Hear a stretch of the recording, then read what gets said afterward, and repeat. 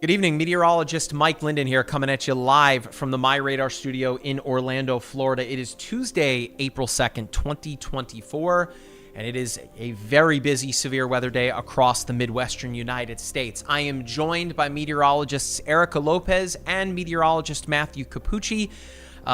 It is going to be a very busy, quick-moving severe weather event. Of course, we pushed out a video from Matthew earlier this afternoon. Matthew, how have things changed since we pushed that video out earlier today?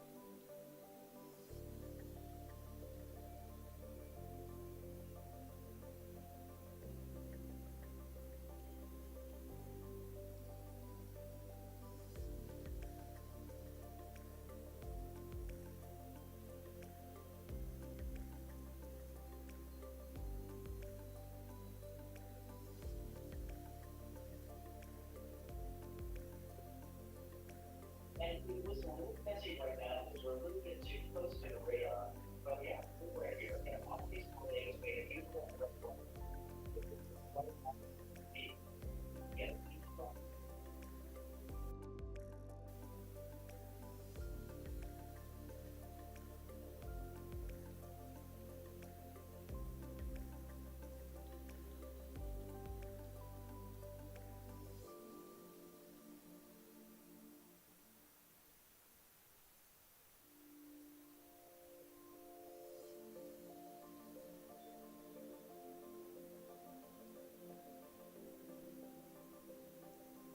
So it looks like we lost Matthew Cappucci's video there. We'll work on getting that back to you. But we were just looking at... Oh. Do we have him? Oh, there we go.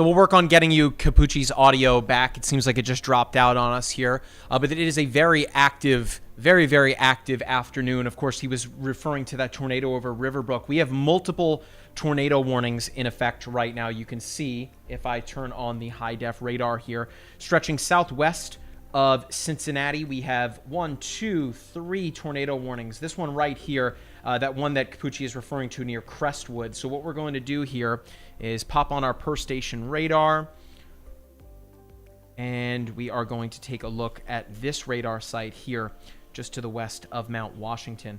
So that is the tornado right in here. Notice that this cell is off by itself here. We'll let it load. Again, we're working on getting Matthew Capucci's audio back. I don't know why it dropped out on us here.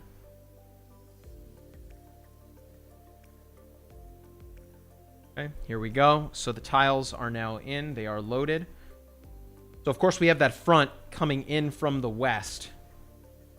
And this is pushing in from the southwest of us here. Again, in a moment, these radar tiles are coming in. So it looks pretty nasty here. Let's pause it here just to the west of Crestwood. For folks here within this tornado warning, this does expire in 15 minutes, but this is a situation, it is a PDS, a particularly dangerous situation. I suspect this will not be the last time that we hear that this evening. If I go to the correlation coefficient, this is what Matthew was talking about before we just lost him here. The correlation coefficient is a product wherein it looks like a bucket of spilled paint. As soon as it loads on for us here, effectively this is showing us objects that are being lofted vertically into the atmosphere. You can see it behind me here, taking a moment to load in for us. This is just to the northeast of Louisville here.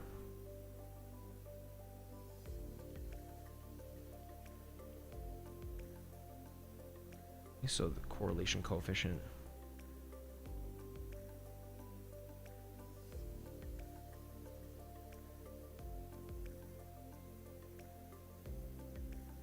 Here we go.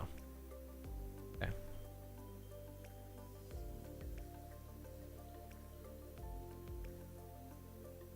All right. So you can see this blue. Ooh.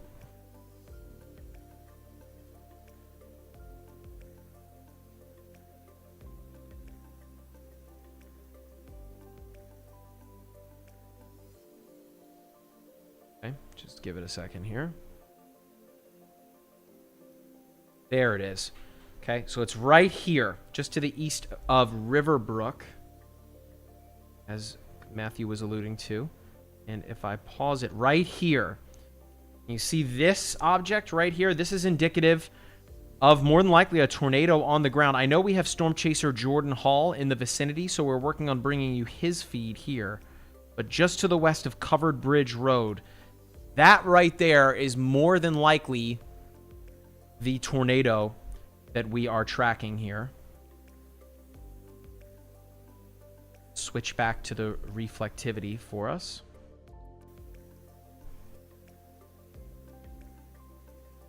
Okay, we've got Jordan's feed. I see him just above my head there. Jack, if you want to take that in full here, just for a moment, over the iPad app here.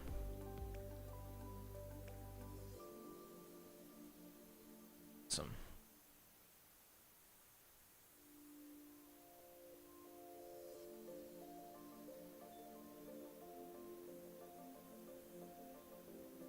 So I know that Jordan is positioned on I-75. I don't believe that he is looking in the direction of our storm that we are tracking right.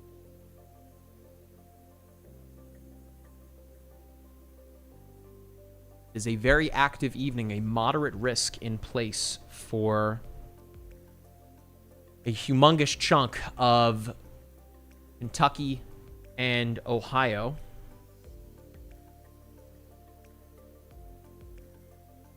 I believe that Jordan is pointing in the direction of it here. Jack, if you want to take the app again here. Got things loaded back. This is the storm that we are presently monitoring here.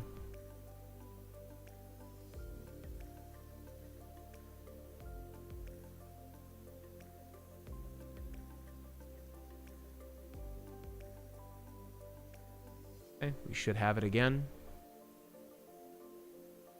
There it is. All right, here's our storm. You can see this little inflow notch right here. And if we switch over to velocity,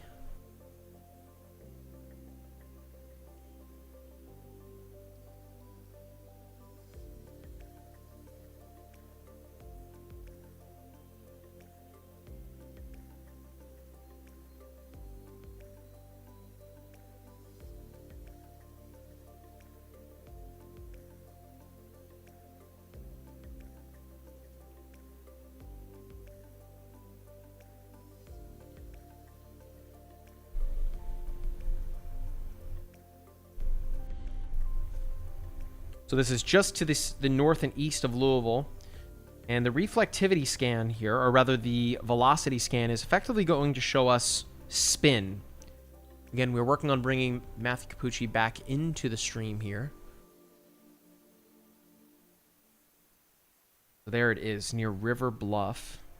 Right there. Woo, that is right there. So, of course, you can see the green, which is representative winds going toward the radar site, which in this case is to its southwest, and then red representing winds going away from it. So it is precisely right in here where you're starting to see that spin, where, of course, we are looking at a tornado. We saw correlation coefficient, which, of course, is showing us the presence of debris being lofted, which should be indicative of a fairly strong tornado.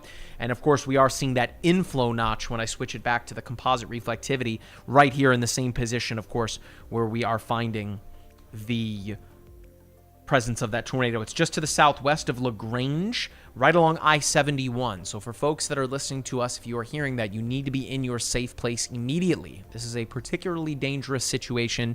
Tornado likely on the ground to the west of Smithfield here. This is the beginning, again, of a very busy day across the area here. And thank you very much for joining us. I've got the chat pulled up next to me here. If you guys have any questions for those of you that are joining us across all of our social media platforms, we will be able to answer your questions as they come in. Thank you again for folks letting us know about the no audio here. Looks like everyone can hear me just fine, but it seems to be just Matthew's audio coming into us here. We've got Jordan Hall's feed. Interestingly enough, in the MyRadar app, you tap on the layers menu here. I'm going to show you something really cool. We turn on the video storm chasers layer, and that is going to show us the presence of the storm chasers.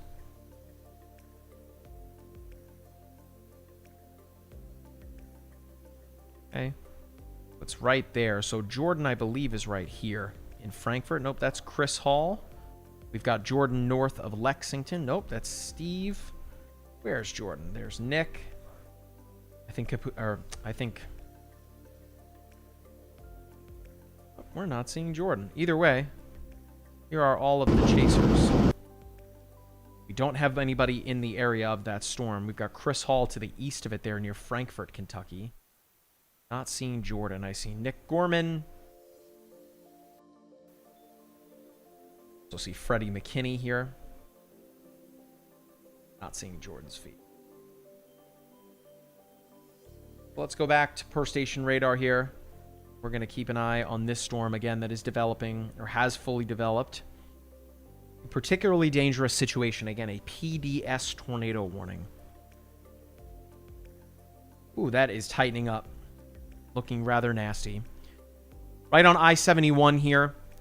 If I jog it back, you can see that it is pushing just to the east of I-71 right now, working its way towards Smithfield. Smithfield not in the tornado warning, but if this thing continues with the motion that it has, it will likely be extended eastward. There you can see the latest frame.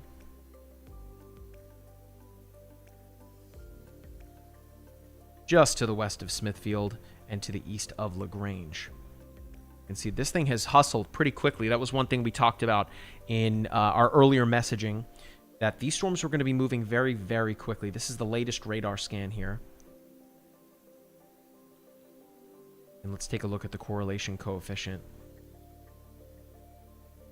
Yeah, so you can see that blue notch right there, just to the southeast of LaGrange. I zoom in a little more, right around the LaGrange Parkway north of 53 and 22, west of 712 and Old Jericho Road.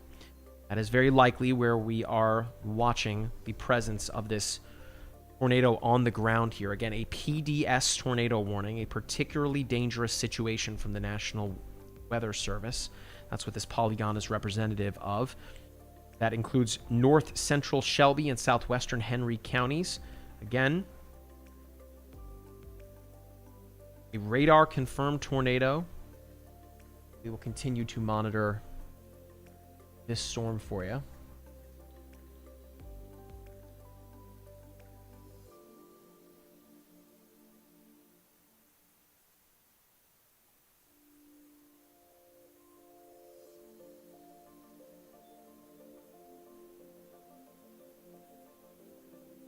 Okay, so Jordan is chasing the storm 15 miles west of Cincinnati, Ohio. Right now, he just shared something to our X feed here. So Jordan, yeah, Jordan's up here. Aha! That's where Jordan is, right up there. So this is going to be an active day, folks. Again, if I go to the high-def radar here and I turn off the Storm Chasers layer just for a moment,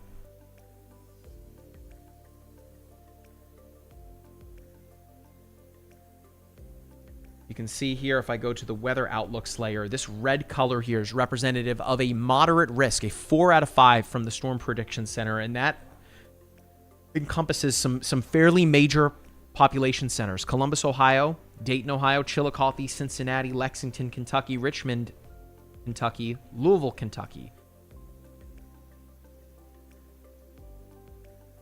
4 out of 5 on the Storm Prediction Center scale. We are looking at several active tornado warnings. We've got the one here in southern Indiana. This one that has just pushed into Kentucky. That's that storm we were telling you about, that PDS tornado warning. And then this one just to the just here, south of the Kentucky line. This right now is a public confirmed tornado. Okay, so we've got a tornado on the ground just to the south of Williamsburg, Kentucky, Jacksboro, and La Follette, Tennessee. Let's take a look at it here.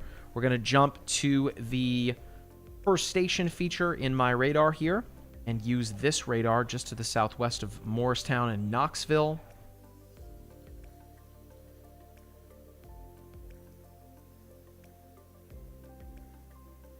Okay, there it is.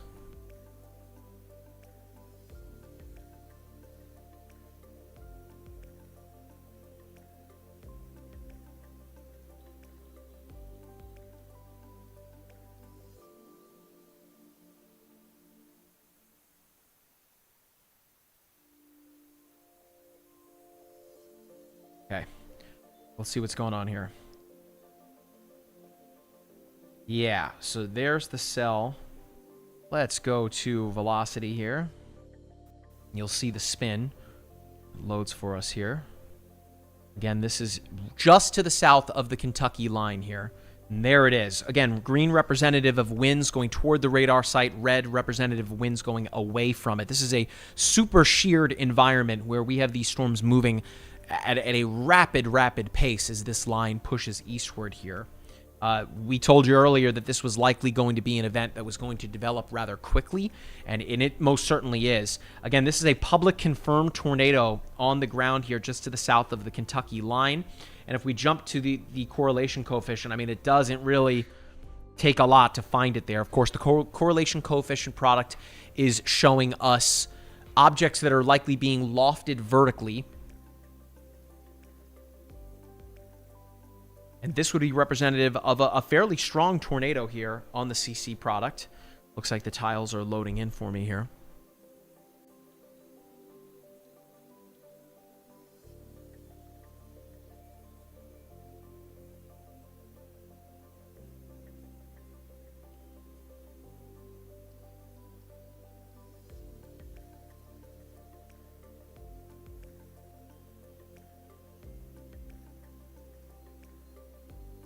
Okay.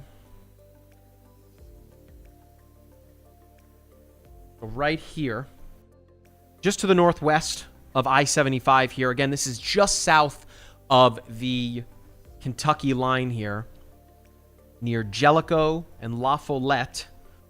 This is in effect here This is another PDS. Yeah, I mean, this is just going to be how this is going to develop today with this kind of environment. A PDS tornado warning in effect for the area just to the south of the Kentucky line here. This is for Campbell and East Central Scott counties. Again, this is in Tennessee here.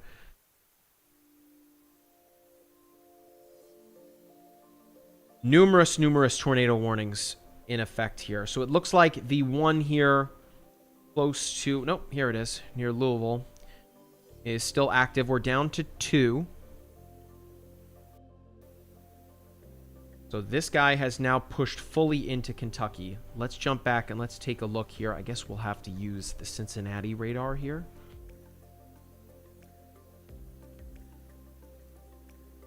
So we're monitoring multiple tornadoes.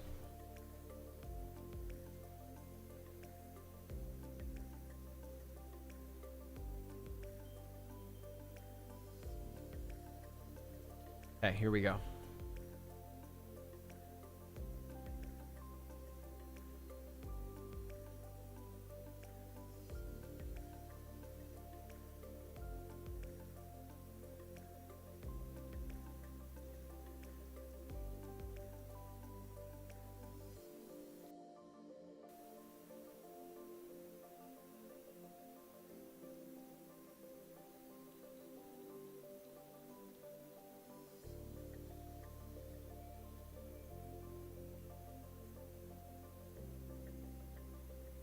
Okay.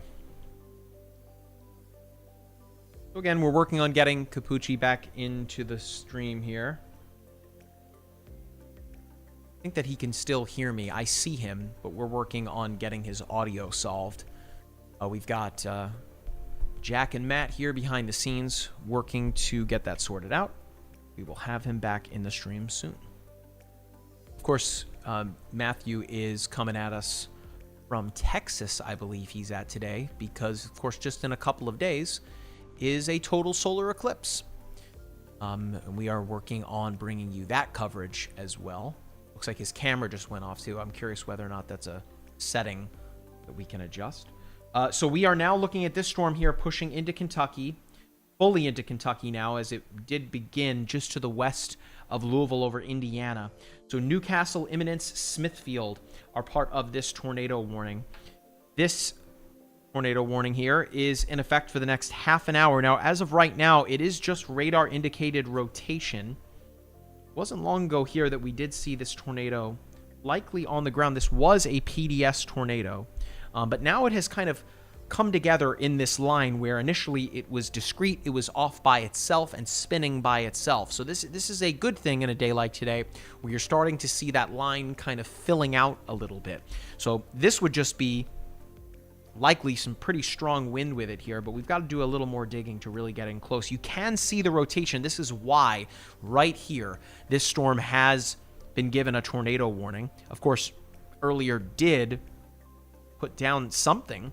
Again, a PDS tornado warning earlier as it was closer to the Louisville area, but now pushing fully into Kentucky, east of LaGrange, running perpendicular there to, is that 71? Over Eminence, Newcastle, and Smithfield. It's in effect for the next 30 minutes here.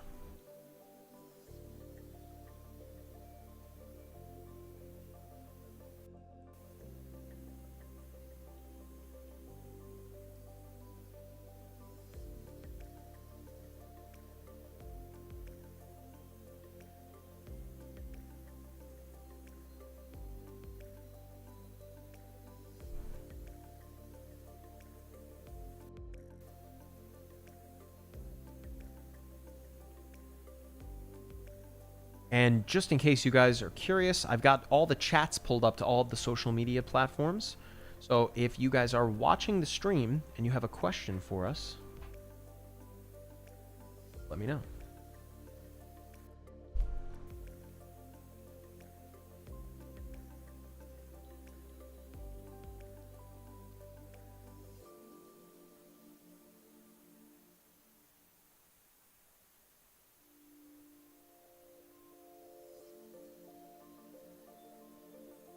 Okay, so we're going to keep an eye on this particular storm here.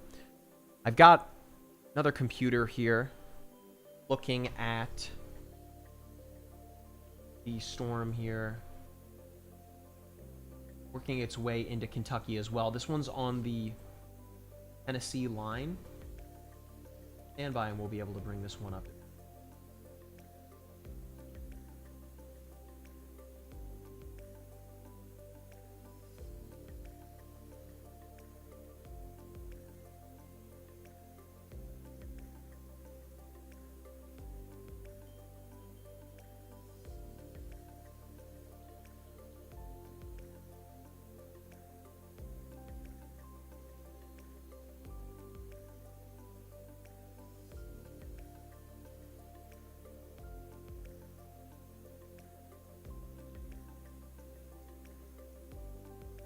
Jack, you want to pull up the WSI computer as well? I got it right here. So we can watch multiple things at once here. I see Jordan moving, so if you want, you can leave the app above my head there. I guess we've got Capucci running the computer behind me as well. So this is that storm that is off on its own. I'm pretty convinced that this one is going to be... I mean, this is our PDS. You know that.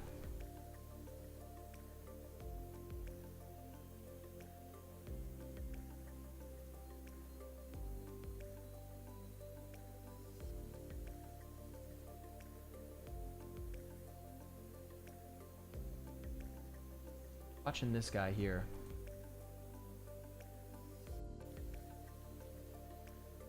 All right, Jack, you want to take the app again here? Wait for Erica. Meteorologist Erica Lopez also will be joining us momentarily, and she will be jumping onto the stream. It's this storm here that is, you can see the National Weather Service there, just slightly adjusted the polygon. Looks like Eminence is now not included within that, but Newcastle kind of staring down the barrel here of this radar-indicated tornado.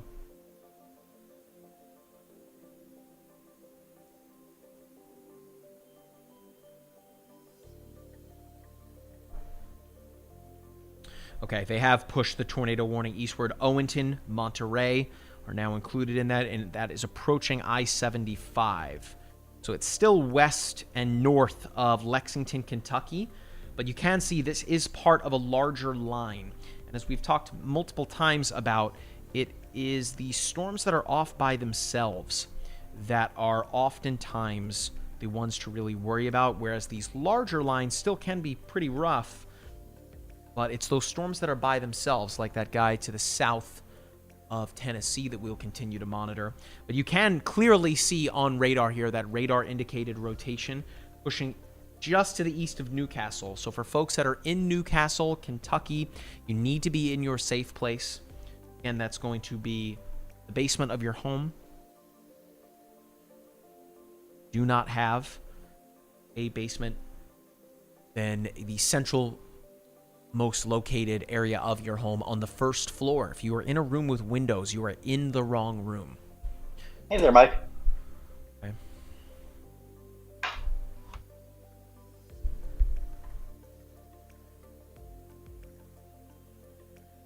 Zoom on out. I'm going to switch back to the high-def radar here for a moment.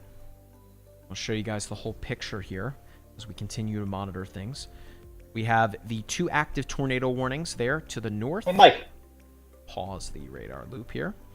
And then we have this Mike, guy right down here. Now, this one by itself, again, as we spoke about, this is going to be one to really continue to monitor. Hey there, Mike. Oh. Yes, is my audio working now? I do not hear Capucci. Oh.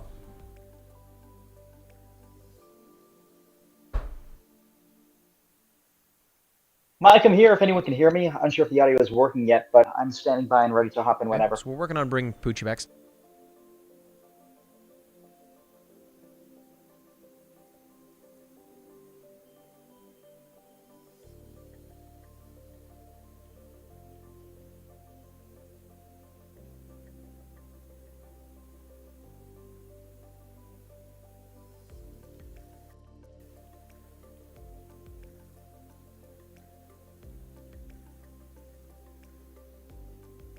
Okay, I hear Capucci now.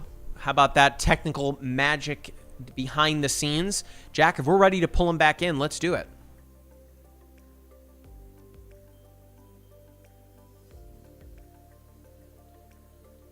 Okay, just let me know when it is that we're ready to pull Capucci back in here.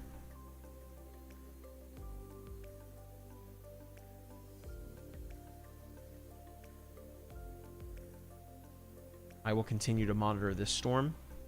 Keep a close eye on things.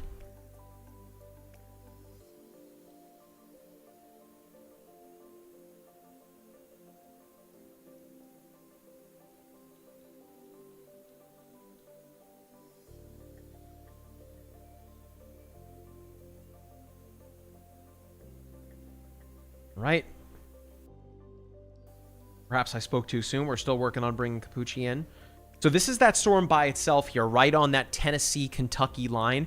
It's this storm here to the northwest of State Route 63, north of La Follette and Norris Lake.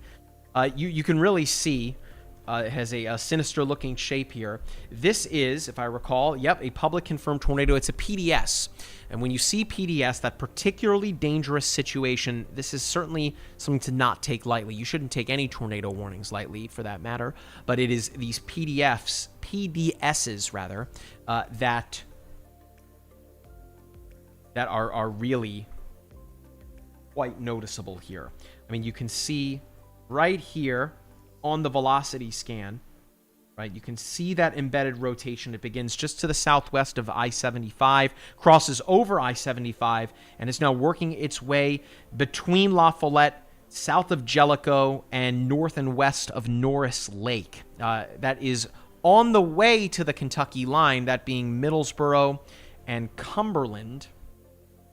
But if I switch back to the correlation coefficient, this will give us an indication whether or not there's anything being lofted vertically. This is a part of Kentucky and Tennessee that isn't densely populated. That is a bit of a silver lining, so it is more than likely just knocking down some trees here. You can see the National Weather Service has... Yeah, so I mean, it's not hard to see. This did pass over Huntsville there near Tennessee on the CC. As I continue to push things out, I mean, it's... looks like it's not what it once was, that is for certain. But if I go back to the velocity, again, the rotation is still present within this here. It's right there. Super, not hard to see, not hard to notice here. We're going to keep an eye on things. In the meantime, I am going to take a look at that storm to our north here. There's a pretty potent line moving through Cincinnati right now, and that is where you see above my head there. That's where Jordan Hall is.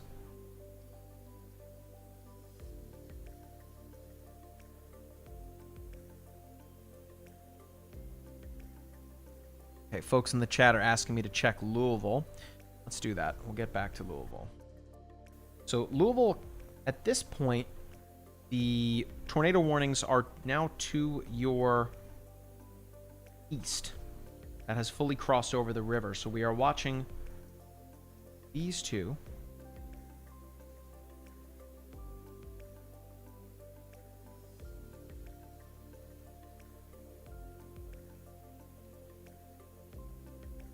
I'm going to switch to different radar. I'm going to use Jackson. Should be able to reach. Of course, that's the National Weather Service.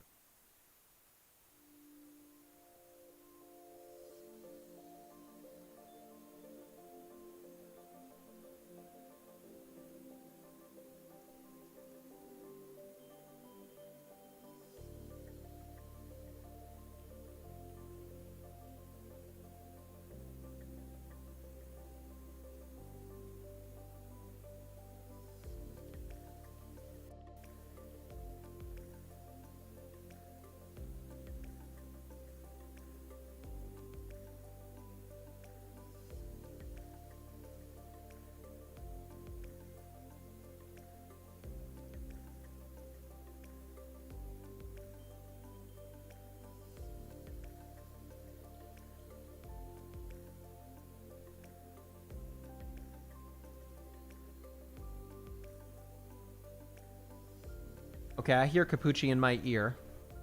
So hopefully that is a good sign here. If only you guys could hear what he is saying. I think it would Get a chuckle out of everybody, and we need a little bit of levity in the world.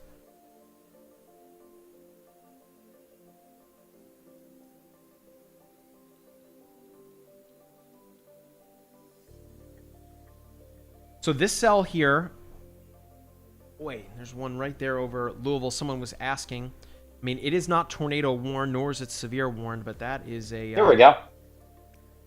We have him? I think we do. If somebody wants to give me the thumbs up. I hear you, Capucci. That's good. You heard me sing the J.G. Wentworth song. I do apologize for that. I wasn't sure if anyone can hear me. Jack, if you can give me the thumbs up or someone let me know that we're good to go, I'll hop right in and we'll get to it. Okay.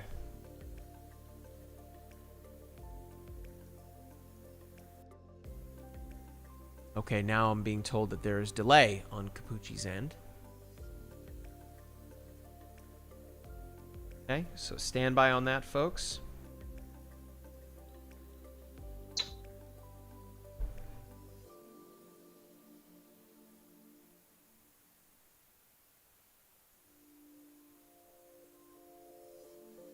Okay, so we finally got this running. I'm using the radar site. I believe it's a terminal radar from the airport, Cincinnati here.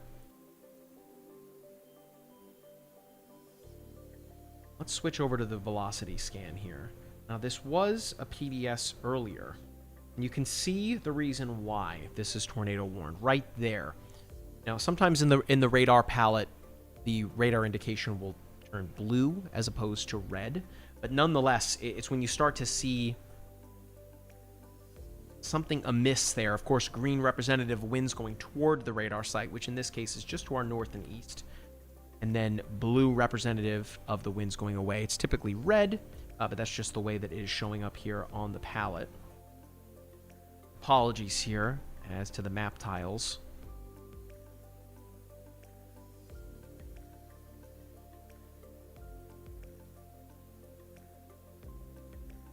There it is. Okay, so we'll leave it paused here. That way it'll give us the latest scan. And this is for folks that are to the west of Monterey, southwest of Owenton, and west of I-75. Again, this is in northern Kentucky, just to the north of the state capital, that being Frankfort, and west of I-75 on its way toward Williamstown. Owenton, Monterey, you are in the path here of these tornado warnings.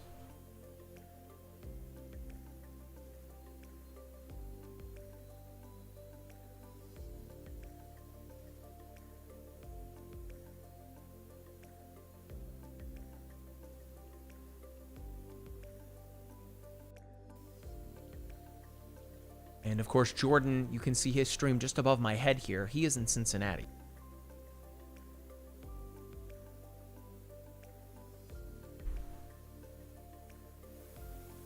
Okay, so again, we're watching this storm here.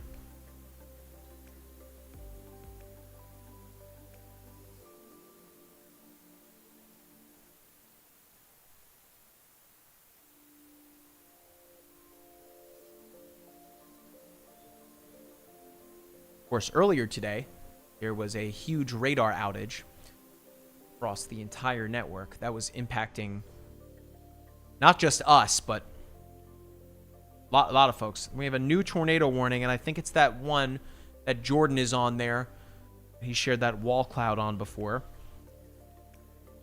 So let's see what's going on here. A new tornado warning. This does include the southern suburbs of Cincinnati, that being Union, Independence, Taylor Mill, Cold Spring, Florence, Ryland Heights.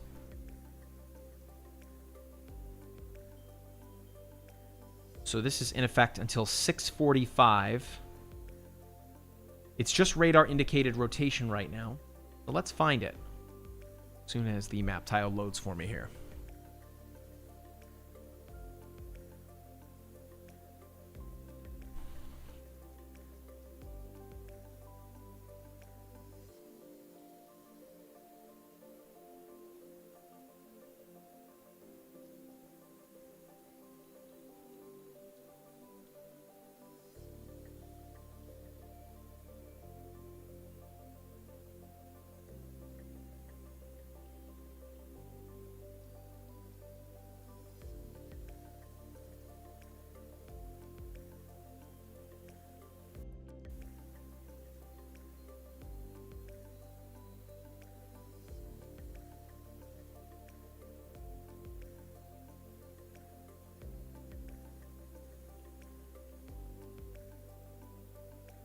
Let's switch the radar here. There we go. Sometimes with those terminal radars, trying to pull in a ton of data. Of course, terminal being that it's at the airport there, CVG. Okay, so let's see where the radar indication is. There it is. You can see it. I'm going to jog it back and forth. You guys can see that, right? Right here. Now, in this case, the blue is the secondary color that we're looking for. But it's right there, just over rising sun, pushing over the water here. Yep.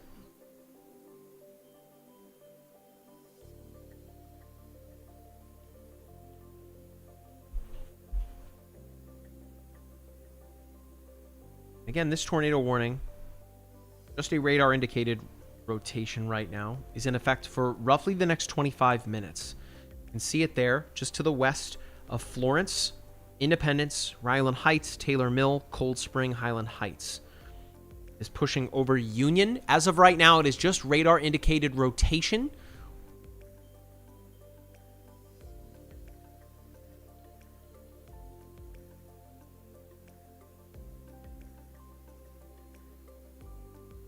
Okay, so Union, Independence, Ryland Heights, Taylor Mill, Cold Spring, Highland Heights.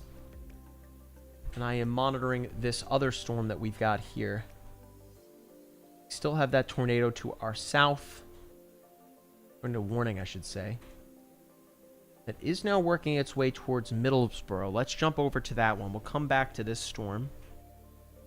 This is all within that moderate risk area here.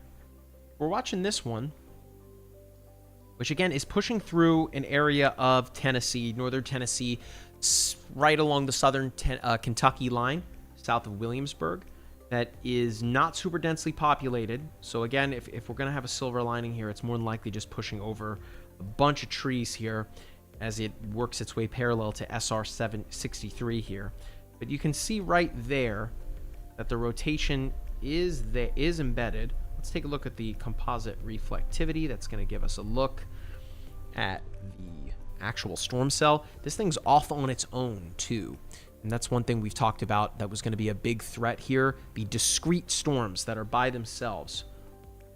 There it is. You can see that how this is seemingly not part of any other organized line. It's off on its own. We'll see what it stands to do here over the next couple of minutes.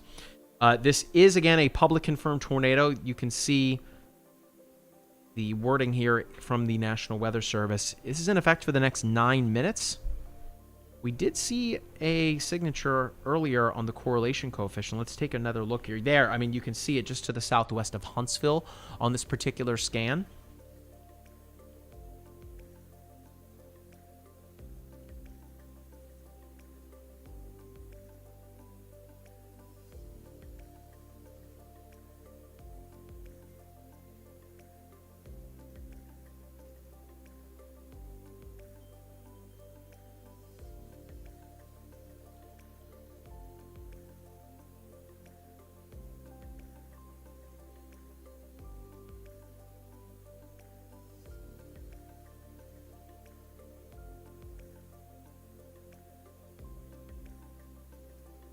Yeah, so there's no longer a return signature, I should say, on the correlation coefficient. So again, we've got to take what we can get in this instance, but we still have 3 other active tornado warnings all across northern Kentucky and into southern Ohio now. Switch it up. Go with this radar site.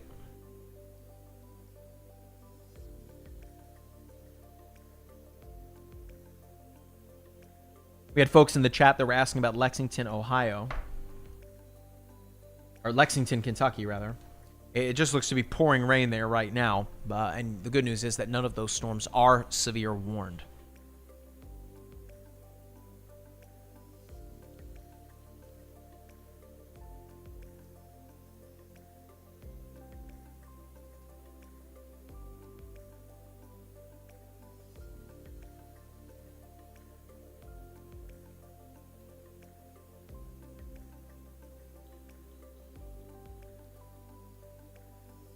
All right, so we're going to show you that storm that Jordan is chasing He is chasing that storm that I just showed you over the southern portion of Cincinnati. Jack, do we have audio on Jordan's feed?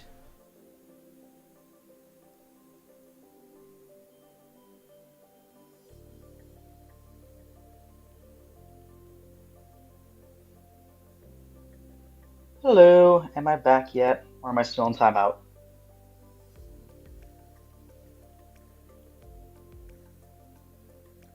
Okay, I hear Capucci in my ear.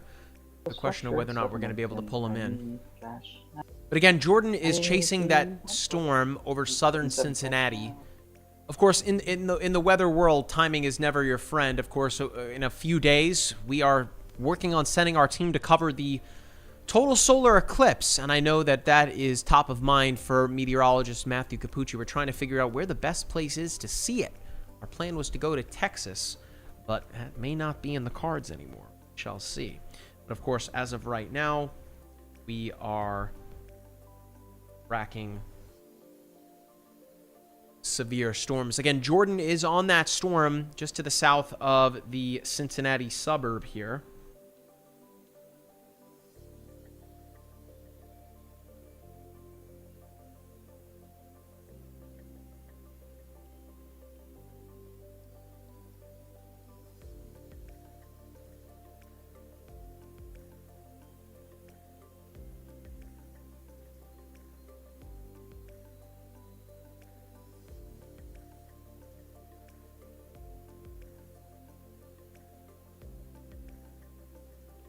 Okay, it looks like Jordan's stream has frozen.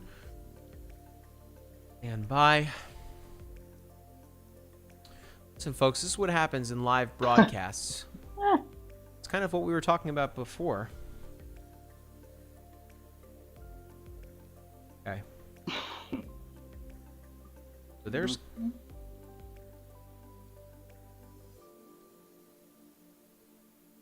Structured settlement, and I need cash. Wonder if Capucci knows that I can hear him. Wentworth. I hear him in my ear. Cash now. I'm not gonna stop singing till people can hear my audio. Oh, I do. I'm just gonna keep singing until other people can hear me. My voice is too beautiful not to hear. Oh, I'm just being told that the stream could hear that.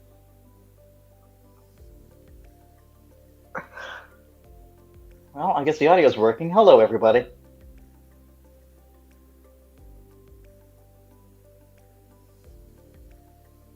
Okay, so we have these two tornado warnings here. One over the southern portion of the Cincinnati suburb, and yet again here over the suburbs of Frankfort, the Kentucky state capital, Owenton, Monterey. As it stands, this one here is just radar indicated rotation, and we have this one here, also radar indicated rotation, Taylor Mill, Independence. You can see this kink in the line here, right? So if we go to the velocity scan, here it is. So normally the velocity would be red to show us winds going in the opposite direction of the radar site, but in this instance, just due to the color palette, it is blue. Looks like we're working on getting Jordan's stream back up. That's what's going to happen when you're running into a pretty congested cellular area where he is. He's on this storm right here. In fact, if I go into the layers menu here and I turn on the Storm Chasers layer, yeah, there's Jordan, that little icon right there. So he's on the backside of this storm kind of coming in. It seems like they're along 71. So it seems like he's trying to loop around here. And, of course, stay in a safe position. Jordan is a pro at this. He's not trying to put himself at risk here.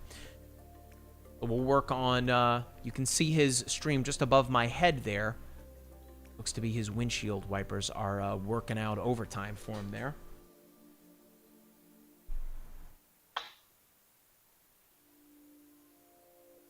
Mike, I'm hearing that my audio is back, so if that is the case, I'm happy to hop in whenever. Capucci, I hear you. I can hear you. I think the folks over the stream might have heard you singing there a little bit here. So let's pull him in on camera. Jack, just let me know. Oh, I see him. There he is.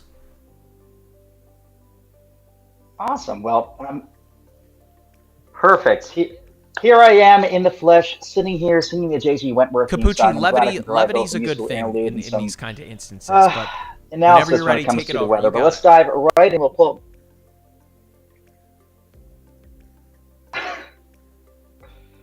Awesome. So with that, let's take a look at my computer right now. And here's the deal. Earlier on, we had kind of this broken band of convection. Thunderstorm activity form in eastern parts of Indiana. It's kind of broken, kind of intermittent. But what we're seeing right now is what we call downscale growth. If we take a look at the screen, we see earlier on it was kind of one band. Now look, the storms are encountering better wind shear, change of wind speed and direction with height. So the band is actually breaking up into like 4 or 5 discrete supercells. Here's one just past through Louisville. We talked about that one earlier on, how it actually produced a tornado. There is another nearing Cincinnati, one to the north as well. And the more isolated these things are, the better the chance to produce tornadoes. Here's why.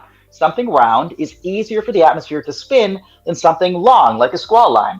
Think about it like this. What's going to be easier to spin on a table? We can take my camera full real quick. This little ball right here, is this easier to spin? Or is this easier to spin?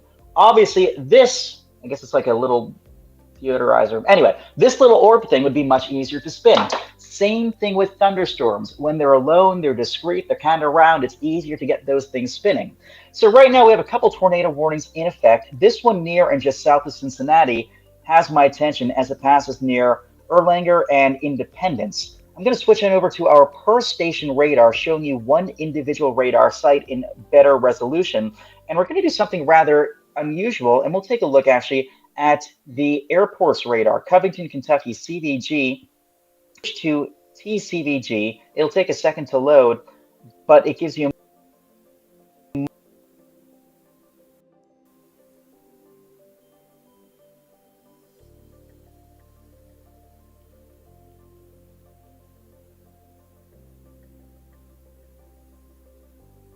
much better view of what's going on. Let's see, here we go.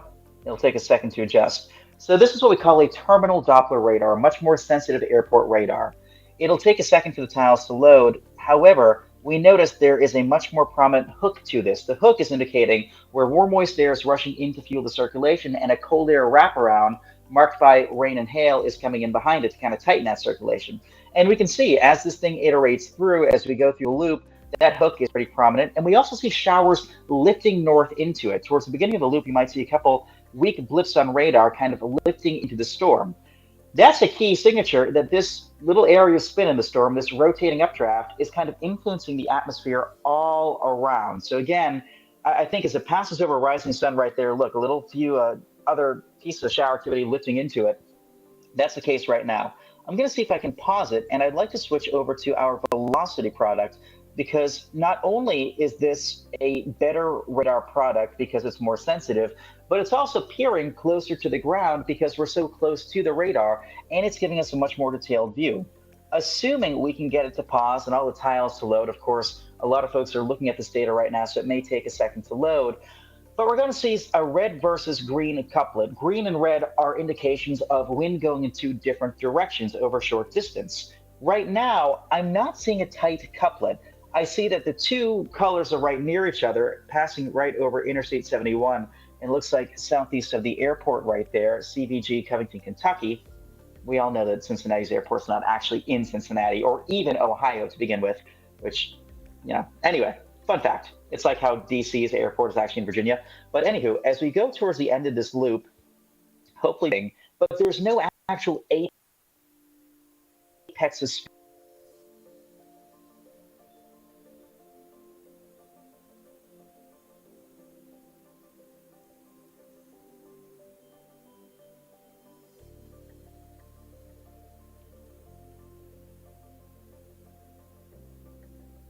right now. So this one is a radar indicated tornado. Actually, that tornado warning's been dropped. It's now just a severe thunderstorm warning, which is good news. So like we said, we couldn't find that super tight apex of rotation, even though we were looking for it. I'm looking across the area right now. I believe we have one other tornado warning, perhaps over the Cumberland Plateau of Tennessee. If you look here in northeastern Tennessee, that storm also, and we're going to zoom in real quick, we'll take a look at the KMRX radar. This is from Knoxville, Tennessee. Little red area right here. it's tough to see this red polygon. We'll zoom in. Come on, technology. Here we go. All right, so we got a tornado warning in effect right here for Claiborne County in East Tennessee and Campbell County. That goes until 6:15 Central, 7:15 Eastern. Now, here's the deal. The circulation is moving out of Tennessee. It's moving towards, it looks like, extreme southeastern Kentucky. It would be affecting Knox, Bell, and Whitley counties in southeastern and south central Kentucky. If we can get the data to load, and hopefully it does, we see right here, red against green. Yeah, there's rotation, but again, it's not a super tight couplet. So I don't think this tornado warning will be extended into Tennessee right now, which is good news. If I go back to the layers menu and try to take a look at the overall broader picture via the high def radar, we can see, yeah, there's that lone cell. I think it's going to be outrunning the best dynamics. The best dynamics right now are in north central Tennessee, central Kentucky, and central Indiana. And all these, or rather central Ohio, all these storms are kind of running into that environment. Other than that one tornado warning in northeastern Tennessee, I don't see much of an immediate tornado threat with any cells. The one near Huntsville has me intrigued. It does have a special weather statement around it. Okay. With that, Mike, I'm going to send it back over to you. I understand that my video is not working, but hopefully we can take my audio still and hold it up on screen. I do want to show folks one last thing with this cell near Decatur, near Tanner Crossroads in northern Alabama. Interestingly, Tanner Crossroads was hit by two F5 tornadoes on April 3rd, 1974, and by an F5 on April 27, 2011. So Tanner Crossroads is no stranger to tornadoes. Obviously, this thing is not even tornadic right now. There's a special weather statement in effect in a tornado watch. The cell only producing winds gusting around 40 miles per hour. But I do want to, if we can, switch to the Huntsville radar and see what's going on there, just in case there's rotation within this storm. We'll take a look at a much more detailed view, and let's load the Huntsville radar, which is located a little bit northeast of Huntsville, and we'll look for any rotation. Let's see. Yeah, there's some light blue and darker green. So there is a merging spin with this storm. I think as it passes Decatur, and we have southerly inflow over Wheeler Lake and kind of over the river right there, that will encounter lesser friction over the lake and have a better chance of rushing in to fuel that storm. So I wouldn't be surprised if rotation tightens once the cell passes over Wheeler Lake towards the Huntsville International Airport. That's Carl T. Jones Field right there, as it moves in the direction of Highway 72 and eventually Huntsville. So Huntsville, keep an eye out over the next hour or so. But until then, Michael, pass it back over to you, and we're going to work on trying to get my video sorted out.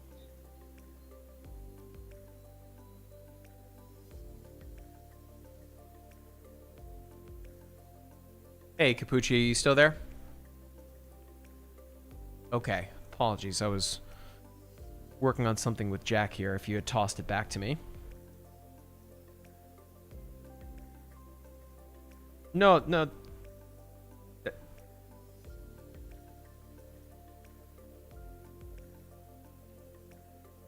Yes, I am.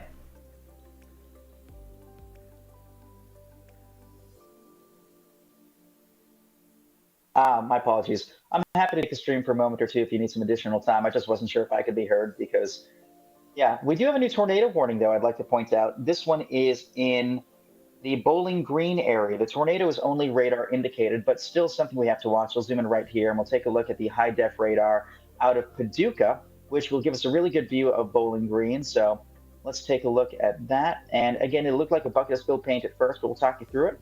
We are zooming right now into Bowling Green, and we do apologize for the data lag. And here's the deal.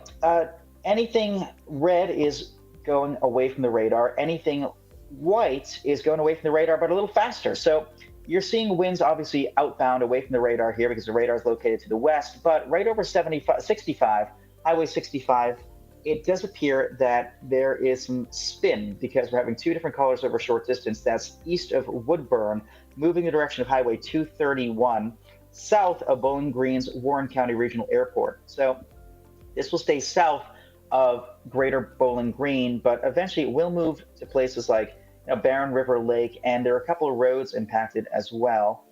It's not a super duper populous area compared to downtown Bowling Green, but it's still worth paying attention to. We'll put on the reflectivity mode and see what's going on there. Whoa, okay, so this is an interesting signature. Y'all see the little, let me see if I can pause it. Pause. Stop. Bad. Okay. So east of Woodburn, which the town names are kind of disappearing, but you get the gist. We'll zoom in right here near Rich Pond Road, that little green area towards the center of the screen where the cursor is. That's what we call a BWER, a bounded weak ecoregion. What that means is that there's an area of upward moving air commensurate with the updraft, coincident with the updraft, i.e., the potential tornado, that is lifting air and in the process suspending rain and hail and preventing it from falling, causing a little void on radar because there's not much falling along Richmond Road. So for that reason, that would be where any potential circulation would be. It will be eventually moving towards 231 Scottsville Road, Old Scottsville Road, Drakes Creek, Piano Road, and Rich Pond Road.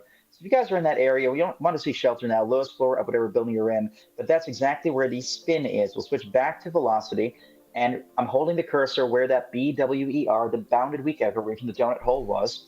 And yeah, so we can see it's kind of a messy signature, but Capucci, that's the only active tornado warning as well. We've got a whole mess of severe thunderstorm warnings just to the southwest of Louisville and stretching into that line that's now pushing through Cincinnati. Certainly looking like the conditions are, I mean, the worst is kind of pushing through Cincinnati right now. Of course, if I go into the layers menu here and we turn on the weather outlooks, you can see here that we are kind of approaching the midway point of that moderate risk area here. There are still some major cities to come here, that being Lexington, Kentucky, and up into Columbus, Chillicothe, Ohio.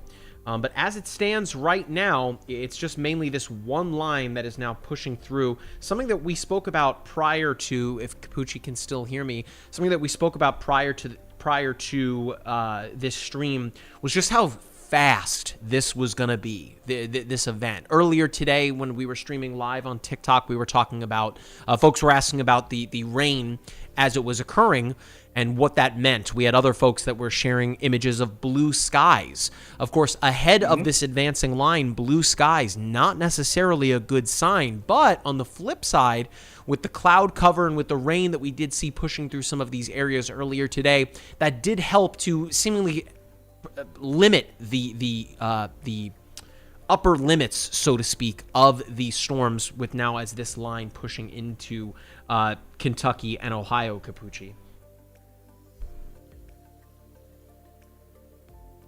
Mm-hmm.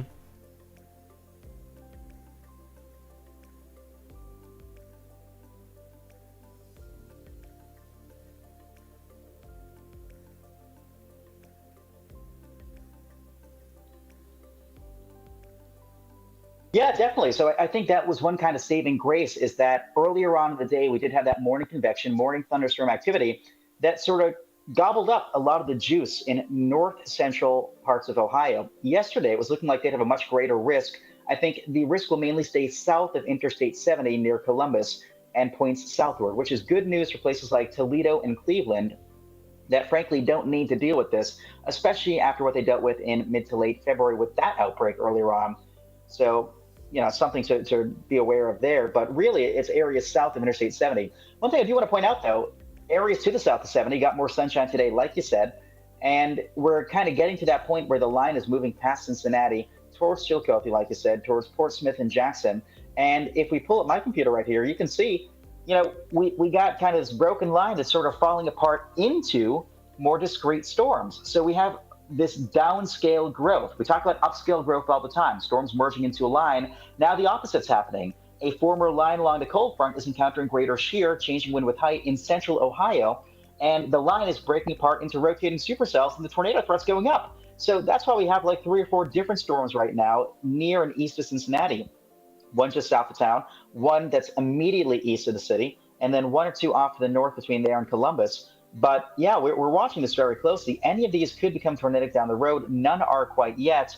On my phone, I've been looking at some of the velocity signatures with them, and I can see that rotation is increasing, but they are still having kind of a tough time tightening up, if that makes sense. In other words, they are spinning, but at the low levels, they're not really spinning enough. So fortunately, at this point, we only have 1 active tornado warning near and southeast of Bowling Green, and that's the only real game in town tornadically. Otherwise, knock on wood, we're in a good spot right now. We are closing in on the 7 o'clock hour tonight Eastern Time. It is 5:43 Central Time. And thus far, we've had one or two confirmed tornadoes in the greater Louisville area earlier on. But right now, it does not appear any tornado warnings are on the ground. I'm going to switch back to our high def radar to show you the broader area, the broader view of what's going on. And when we zoom out, you can see, like we said, most of the action stays south of Interstate 70. Once that highway loads, you'll believe me. In fact, there are no tornado watches, in fact, really north of, a couple counties north of I-70. Toledo, Cleveland, y'all are in the clear. Yesterday it was looking like you guys would kind of be flirting with it. Today, we see it's all south. Really, the area in central southern Ohio is an area to watch along the Ohio River, east of Louisville. And then there are more in southern regions right now. The one near Huntsville in Alabama does have me intrigued. Rotation has been tightening there north of Decatur. And so I wouldn't be surprised if a severe thunderstorm warning is issued in the next 25 minutes. But until then, really, we're in a comparatively good spot. We don't want to let our guard down, however. Keep in mind, a lot of these storms are just moving into the best dynamics, the most impressive shear, the spin. I think they have about 90 Kabuchi, minutes this is left, a situation here maybe too, a little more in where that best dynamic zone. I mean, there's a before ton of they're no people longer under there. risk today. But if something's right? I going mean, to you really have happen more with than this 8 system, million it's gonna be in the people next 90 under a moderate minutes. risk, Thereafter, 21 they're million gonna be people under outrunning an the best enhanced shear risk, as 23, they almost push east of 24 that million line, at a and they'll be slight heading risk, towards and the then the Appalachians, moderate which are kind of not beneath upwards that of from nearly underneath. 20 million Right? people. So a huge chunk of the population dealing with active weather today. Oh, it looks like I turned on the winds layer here. Didn't mean to do that. Well, needless to say, the jet stream, I mean, is just ripping through the Midwest. And look at just the negative tilt here on this trough. I mean, it's really, really wild to see. I mean, you have the winds coming in from the southwest, just pulling through San Antonio there, that trough dipping super low into the United States. This whole setup, meanwhile, let me show you a couple things here. We are going to turn off the weather outlooks for just a moment. Again, it's just that one tornado warned storm right now that we will continue to keep an eye on in Bowling Green. We're also working on bringing meteorologist Erica Lopez here into the fold. But one thing I want to show you here is we're going to turn on temp maps for just a moment, temperatures and the fronts layer. And this is really going to show us some wild stuff here. Let me pause it right here at the end of the loop. Right here, wedged between the warm front and to the east of the cold front here, we've got temperatures in the upper 70s and lower 80s, right? This is not indicative of dew point temperatures. That is something that we can look at here. Let me turn on the forecast panel here. So let's pick right here to the southeast of Atlanta here. We have a dew point at roughly 60 degrees. Of course, the dew point is the temperature at which water becomes, or the air becomes fully saturated, right? So that comes into play when we're talking about the humidity. Now, west of the cold front, so just behind it where we have air temperatures in the low 50s and upper 40s, that dew point is in the mid to low 40s, right? So you have just this incredible difference in incredibly wet and warm air out ahead of this front and dry, cold air behind it. If there is any silver lining to all of this, folks, it's that for those of you that prefer things to be a little bit cooler, the end to the work week should really feel rather nice. And of course, this cold front kind of wiping out all of that humidity as well, making it feel drier too. But when we switch back here to the per station radar, I'm going to turn off the temperatures. I've got the fronts layer turned on. I mean, go figure that the areas that are being squeezed in between the warm front and the cold front, otherwise known as the triple point here, up close to that center of circulation, is the area of which we are keeping an eye on with that moderate risk. So as of right now, it's just this one tornado warned storm just to the east of Bowling Green. Kabuchi talked about how we are starting to see this line that is entering the most favorable area. You can see this line. Bear in mind, these storms, these supercells, they want to be by themselves. They don't want to be part of the greater line. If that's the case, then they have to share all of their energy with all of the other storms in its vicinity. If they're by themselves, if they're discrete, that's how you get a storm that is selfish and one that kind of has a bit of a higher upper bound limit there.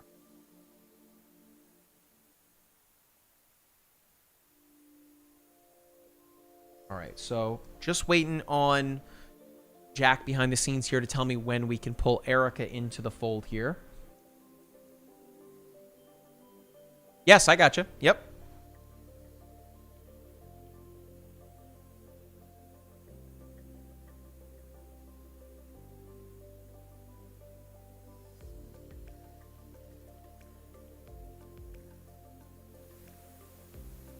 Mike, one thing I'll point out too, if you can hear me right now, can you hear me?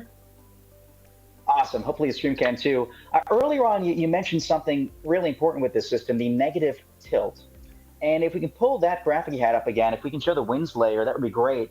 The negative tilt basically shows us kind of the shape of the dip of the jet stream. The jet stream dip, or this trough, is filled with cold air, low pressure, and spin, and it's kicking into the warm, moist air ahead of it. Now, think about a soccer player. Depending on the angle of attack, kind of how you kick the soccer ball, it's going to go different ways, and you're going to get either an upward moving big kick, or you're going to get a kind of lousy one that teeter-patters along the ground. Same thing here. When you get a negative tilt, it's kind of like the follow through with that kick. You just get a much more prominent forcing oomph to kick up storms. So anytime you see a negative tilt, it's like an atmospheric backslash, so to speak. It really gives you a big kick. Moreover, I think you hit the nail on the head earlier on when you were discussing just how fierce this jet stream is. This jet stream bears resemblance to some of the more prevalent tornado outbreaks we've seen over the years. March 3rd, 2012. I wouldn't go so far as to say, 2011, but April 3rd, 74, there are some similarities in positioning and shape. The difference this time is twofold. We have a lesser in the way of southeasterly winds at the low levels, which you need that easterly component of the surface winds to really bolster that low level shear or spin. And number two, we're just not as warm. We're talking 60 today versus mid 70s like they had back in 74. And so, we're just not getting as big a result, even though the wind dynamics at the mid levels are almost equally impressive. Coincidentally, it's 49 years and 364 days since the April 3rd, 1974 outbreak.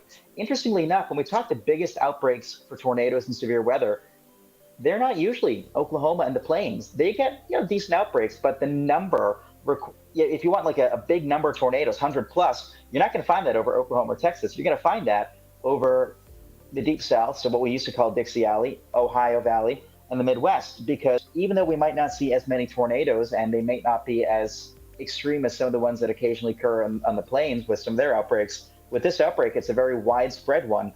And so it's, one that's affecting a broad swath of the country. That's something that we've spoken a lot about, Capucci, that the tornado alley in the United States is kind of shifting in the sense where we certainly do see tornadoes and big ones out in Oklahoma and Kansas and Nebraska, Iowa. But to your point, the bigger tornado outbreaks, just the sheer numbers have in recent history occurred in this part of the world here. So this is just par for the course here. Of course, it was just a couple of years ago that an EF4 touchdown in Mayfield, Kentucky. I'm sure that folks really remember that one, particularly for folks in Kentucky. That was, if memory serves me right around this time of year, Capucci, right? No, it was December 15th, 2021. Oh, it was But December. the point still You're stands. right. You're right. I'm thinking the same state. Sorry, I'm all mixed up here. Yes, You're fine. that was a December outbreak. You are correct. Okay, let's bring in meteorologist Erica Lopez here, because I believe that she is ready to rock here. Jack just gave me the thumbs up just before. Erica, can you hear me? Yeah, I can hear y'all. All right, Can you hear me? awesome. Yes. So Erica has her graphics ready to go here. Erica, take it away. Again, it's just the one storm that we're watching here, but it looks like things, particularly right around the Cincinnati area, could start to pop off here at any moment. But again, it's just that one active tornado warning as it stands right now. So kind of midway through the moderate risk area, but things are sitting pretty, at least as it stands right now, knock on wood. Yeah, and Erica, so might wanna point out too. Okay. Oh, go ahead. Go ahead, Matt. Oh, I was just going to say too, I'm curious your thoughts on the one in northern Alabama too, if you have a moment. Yes. So here you're looking at my screen. You can see all sorts of storms right now. So if we zoom in, and first let's touch on this current tornado warning. So we've been talking about this. I see a lot of folks want us to zoom into Bowling Green, just so you can get a little bit more of a perspective of what it's looking like. So let's show you where that tornado warning is right now on the ground. And if we zoom in, and of course this is using our WSI system here, tornado warning right over I-65 right now, just on the east side of Bowling Green. So you still have a couple more minutes on this tornado warning as we speak. Again, we're in about an hour left until sunset. So we still have daytime in this area. And so I'm seeing a lot of feed from earlier tornado warnings, and there were some confirmed earlier today, but as you can see, this tornado warning right now just on the east side of Bowling Green, and it goes until over the next several minutes here. So that's something to keep in mind. I hope that helped whoever was asking in the chat to zoom into Bowling Green. So it expires here in 5 minutes, and taking a look at some of the velocity features here, not looking too impressive. So if anything, if the National Weather Service decides to extend this, maybe it'll be down the line as it goes possibly over into Glasgow here and into areas of Kentucky. But so far, so good right now with this tornado warning. As of right now, again, it still has about 5 minutes until it's warned. So let's actually zoom out and show you a couple more storms that we're seeing here on radar. Again, a very active evening across areas of Kentucky. We're rounding out the 6 o'clock hour going into 7 o'clock Eastern time here, and still very active, pretty much miles of severe weather warnings, severe even tornado watches. So let's zoom into this newly issued tornado warning. So this is on the north side of Huntsville, Alabama, on that border between Tennessee here. And so this is the one that Capucci was talking about here earlier. So it looks like they just issued that tornado warning just now, and just again on the north side of Huntsville, right over Athens. So let's show a couple features with this particular system. So again, it's just on the north side of Huntsville, Alabama. And I'm looking at this with the radar on my phone here. This radar image here not showing a really good image of what we can see on velocity. But right now, I'm not seeing too tight of a velocity here, but it is warned from the National Weather Service. I'm catching up on this warning here. And let's see what some of the latest stats with this are. So if you're anywhere just north of Huntsville, Alabama, you need to be seeking shelter. About 34 minutes left until this tornado warning expires. This is for Madison County, Limestone County, and Lincoln County in Tennessee. So again, need to be seeking shelter immediately. This storm is moving at about 40 miles per hour to the northeast, and it's located right over Athens. So right now, I'm not seeing any indication that this is a confirmed tornado on the ground. So something at least that we're going to continue to watch. But this tornado warning issued just on the northern side of Alabama and Tennessee here. And so let's see if I can look at some other radars and if we can get some sort of clear indication here.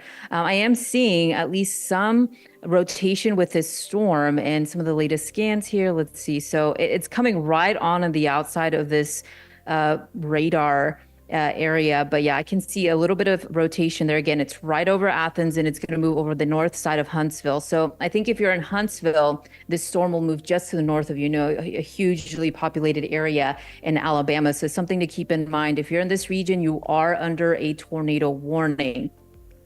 And so far right now, looks like they did expire that or about to expire that previous tornado warning. So right now we have 2, but I think that'll turn into 1 tornado warning here over the next 2 or 3 minutes. So really the one that we're really focusing on is just on the north side of Huntsville this evening. So it's just something to keep in mind. That is a dangerous storm that'll move over that area. And so let's pan out here and show you a little bit more of a region-wide view. Again, that tornado warning just on the north side and on the border of Alabama and Tennessee. So a wide variety of storms. We've seen several tornado warnings within the zone. National Weather Service doing a great job at issuing those tornado watches ahead of these storms firing off. So a lot of these tornado watches also bleed into areas of Mississippi, Alabama, and we even have some tornado watches, especially for you in Tennessee, that go into the overnight hours. So just something to keep in mind if you're anywhere from, let's say, Chattanooga and even Knoxville, Tennessee, you're under that tornado watch. So watch meaning the ingredients are there for tornado warnings to be issued. So tornado warning is something that you need to take seriously. seek shelter immediately once you're under a tornado warning. But so far right now, the only two we're tracking is just on the north side of Huntsville here, crossing Interstate 65. So that tornado warning, actually, that's to the north, is over the same interstate, but just in Kentucky. So they're about a state away from each other, but still both going to cross I-65 here over the next several minutes, especially as we get some of these latest radar scans coming in from this tornado warning just on the north side of Alabama. And let's try to zoom out here.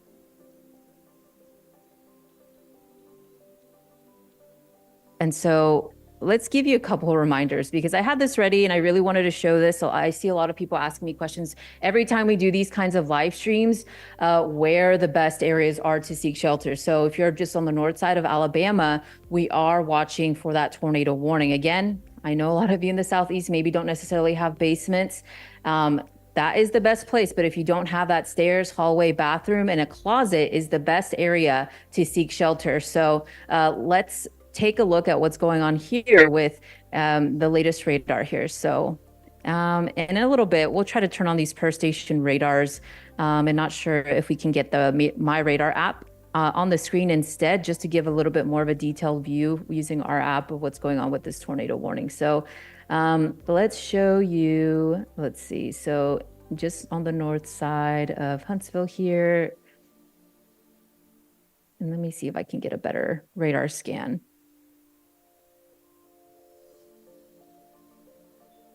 And continue to ask your questions. I saw a couple of people asking about this area in near Bowling Green. So let's get some of the latest. Let's see if they ended up extending this. So I think this tornado warning is actually issued through, let's see, until 6. So yeah, they are letting this tornado warning expire here. So really, we're just down to one, and this is the one that's closest to areas just on the north side of Huntsville. So thankfully, Huntsville right now, you're not under a tornado warning, but you do happen to be under a severe thunderstorm warning here. So that's something that we're going to continue to watch over the next several minutes. So right now it's still over Athens. So now pushing on the east side here of Athens. So the storm is still right over that city here.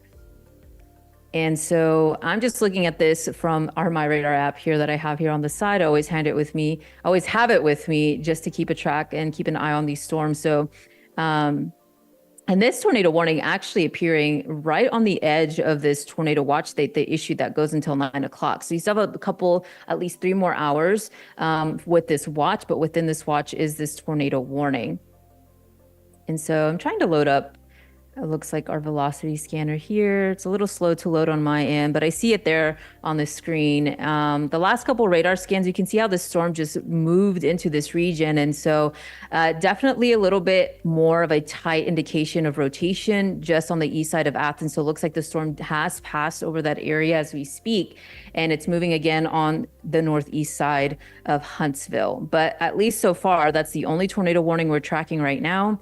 The track is going to take it so down the line, just on the north end of Harvest, Alabama, and then towards the end of the tornado warning. So if you're in Hazel Green, Moores Mill, and you Market, just something to keep in mind, this storm is down the line from you. And so if you live in any of the cities you're watching us tonight, definitely pay attention to the weather here over the next hour or so. So you're not in a tornado warning, but if they happen to extend this over into those cities, just something to keep in mind. And just on the outskirts here of Tennessee, so not really seeing any major cities within that tornado warning zone in Tennessee. Really, the biggest threat we're watching is just on the north end of Athens. So Athens looks like that storm has just passed over your area right now. So if you actually look up here, it looks like we have Jordan Hall stream, and I know he's out there. He's up near Cincinnati, well. Erica. Okay, yeah. So up there in Cincinnati. I'll check to see whether or not we have any other storm chasers in the area here. And again, for folks that are tracking along with us in the My Radar app, all you have to do is turn on the storm chasers layer. Coincidentally, I think we discovered a little bug here that it's not working with the per station radar. That seems to be the case. All of the chasers are up here, Erica. I mean, these are the folks that do this pretty regularly. I mean, they've made it their jobs to track the worst that Mother Nature has to offer here, and they are all kind of coming together here in this area just between Cincinnati, Ohio, and Frankfort. As of right now, as you touched on, Erica, we're not seeing anything there other than these severe thunderstorm warnings. It's kind of the midway point in the weather outlooks layer. Let me turn that on here, or rather in the moderate risk area. So bear in mind, this doesn't, by no means is this a guarantee from the Storm Prediction Center, right? This is just the area of which is most conducive to tornadic development, at least in this case. That's the risk that they're calling for. Tornadoes, potentially, powerful long track tornadoes, in addition to the hail, the wind gusts between 60 and 80 miles per hour. That's kind of what we're seeing play out here. And of course, a lot can still happen even outside of that moderate risk area. But just look at the sheer size of this, right? Let me go back into the weather outlooks layer, and we're going to turn off that. But just look at the sheer size of the folks that are under risk of severe weather, and go figure, one of the areas that you were talking about, Erica, is outside of the moderate risk area, way outside of the moderate risk area. I mean, this is in Alabama, right? So let's turn this layer back off. And again, it looks like we ran into a little bug there live on the air here, but we are going to jump back to the per station layer. We're going to use the Huntsville radar here. Of course, earlier today, there was a nationwide radar outage. I'm curious whether or not we are running into any map tiling issues here. But there is that storm, like Erica touched on here. We are working on pulling meteorologist Matthew Capucci back in. I think his shot is pretty crooked there. I can see him back in the... Well, if only you guys could see the look that he just gave me on the preview monitor here. Exciting. We'll have him back here in a moment. Again, this is certainly not the end of our stream. We've got plenty more to go here. This is really losing its oomph, Erica. I mean, I'm watching this here on the velocity scan here. I can see the tightening on the velocity product here. It's just radar indicated right now. We've only had, I believe, 2 particular confirmed tornadoes from the public, one of which was close to Louisville. The other was northern Tennessee, southern Kentucky, right on that line south of Williamsburg. But that's it, at least as of right now. Bear in mind, anybody that tells you, oh, this is an EF2 tornado, EF3, it has to be rated by the National Weather Service survey teams. They have to literally be there on foot. I mean, that will not happen until tomorrow, if not the days ahead of it. We can certainly use radar products to help us understand the dynamics at play when you're talking about correlation coefficient, the presence of a debris ball and whatnot. These are very dynamic environments here. But again, I'm way off here. Yeah, we got to go back up to Ohio. Things are really starting to improve. I guess I don't want to put the meteorological curse on it here. But Erica, seemingly where Jordan is parked there in Ohio, and where a large collection of the chasers are. Let's do a little chaser tour here. I mean, look how bunched up they are, right? We've got and I Nick did see Gorman actually here. that... Big shout out to our partners at Severe Studios for providing the link up to the storm chasers. Nick Gorman there looks like he stopped behind some... Well, actually, Jack, you want to take that in full? I can't zoom in on it per se, but it looks like where he is, which is just, let me go exit out of it here for a moment. He's on the backside of that line that just went through. It looks like a tree is covering the roadway there. So emergency crews responding to that. Just ahead of the fire engine there, you can see it looks like a tree is down across the roadway. That is around the Newcastle area. Let me pause it here in the most recent scan. Let's keep our chaser tour going on. This is Stephen Walchley. Notice the clear sky there. This is ahead of that advancing line, mind you. So there is blue sky. That effectively is allowing these storms to really gather some pace here a little bit and become stronger. Again, as it stands right now, they're part of that more organized line, so likely some very gusty winds rushing out ahead of that line. But as it stands right now, not any major embedded rotation within that. So we'll dip out of Stephen. We're going to head to the north here to Chris Hall. Again, lots of sunshine there, right? And this is part of the reason as to why the Storm Prediction Center issued that moderate risk. And earlier today, these areas did see a lot of heavy rain pushing through pushing through, which did help to sap a little bit of that available juice from the atmosphere, but still plenty to go here with just how powerful that jet stream is coming in from the south. We're going to head to the north here. That's Freddie McKinney. 22. Looks like he's driving through some country roads there. I guess Just it means wet up at on the 22, roadway, and okay. he's on the Well, I guess- backside of this line here. We left so that's what we're seeing there. And then I didn't see Jordan. I think he's here. Yep, that's Jordan, just to the southeast of Cincinnati. So as we touched on, and this was something I'm waiting for Capucci to come into the stream here. I can see him, but this is something that Capucci and I were talking about. Oh, I can hear him. Can the stream hear him, Jack? Not at the moment? Okay, we're working on bringing him in. Well, this is something that Capucci and I talked about prior to the stream when we were trying to make sure that we were in the right place to be able to stream. Just simply how fast these storms were going to be pushing eastward, between 60 and 80 miles per hour. Of course, that plays into the fact that if we are going to be seeing any tornadoes on the ground, when that tornado warning gets issued, just because of how fast these storms are moving, there's simply no time to waste to act to get to your safe place. That's just kind of the environment that we're in right now. But again, what we just did, looking at all these chasers here, that is completely free, right out of the box in the MyRadar app. All you have to do is go into the layers menu and toggle on the video storm chasers layer. But for now, we're going to head back to the wide view here, and we're going to look at our tornado warnings. As it stands right now, it's just this one to the northwest of Huntsville, Alabama. If I turn on the fronts layer, you can see simply how big of a front this is. The center of low pressure is actually over the north central area of Indiana, just to the northeast of Terre Haute and east of Lafayette. That cold front extends all the way to Galveston, Texas. This is a really, really beefy system there. It's right up in here, the intersection of that warm front and the cold front. That purple color there is what's called an occluded front. That's where you start to see the fronts becoming overrun. So you kind of see that extension off of it there. The center of low pressure is up here, just to the east of Chicago. But this is just a massive, massive system.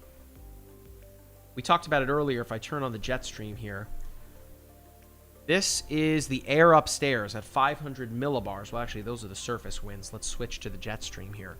Again, this is free, also out of the box from the MyRadar app here. Let's turn it on. Just look at that jet stream. I mean, this is coming in from north central Mexico, right? Pushing through San Antonio, fueling the development in the sheared atmosphere of these storms all the way up into Detroit, Michigan, right? So again, those winds coming in harshly from the southwest at height. But if I go to the winds layer here and we switch back to the surface, odds are we're going to see something entirely different. Hence, again, that sheared environment. Go figure, just coming in behind this front, you have the winds coming in kind of from the northwest. So we have winds at height from the southwest, and the winds at the surface kind of coming in from the west-northwest. So, of course, that's one thing that we talk a lot about in our severe weather update videos. Oftentimes, when we're dealing with severe weather possibilities, a sheared environment, or the difference in wind speed with height, that is a key ingredient to spin. That is what we need. Again, the difference of winds, speed, and height. And that go figure is what we are seeing right now. Let's jump back here. I'm going to turn the fronts layer off.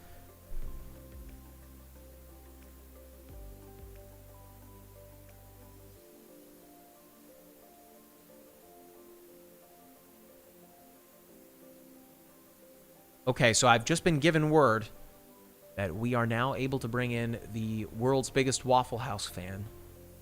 And he knew as soon as I said that he was ready to come into the fold here. Capucci, can you hear me? I can. I'm more concerned about whether or not people heard me singing Country Roads for like, him. ah!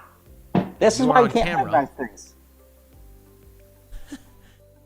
Is it perhaps the...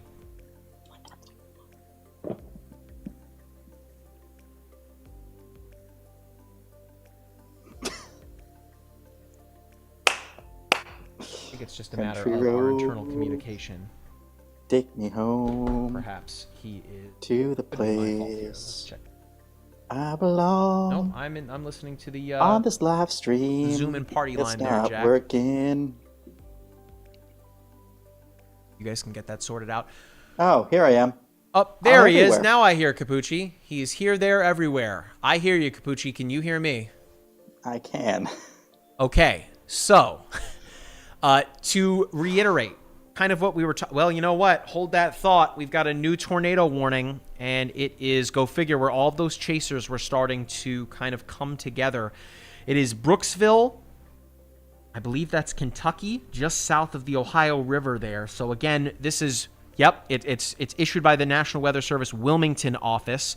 So this is northwestern Mason County in northern Kentucky, along with Bracken County. Again, this is Bracken County, one of the smallest counties in Kentucky, for the record. And then southwestern Brown County in Ohio. This is in effect for the next half an hour. Capucci, if you can hear me here, let's dissect this thing. Let's see what we can find. I am going Let's to do go it. Yeah, I'm going to go to All the right. per station radar. We're going to switch to the... Which radar do we want to use? I mean, we could use the terminal radar here for CVG. I heard you talking about that earlier.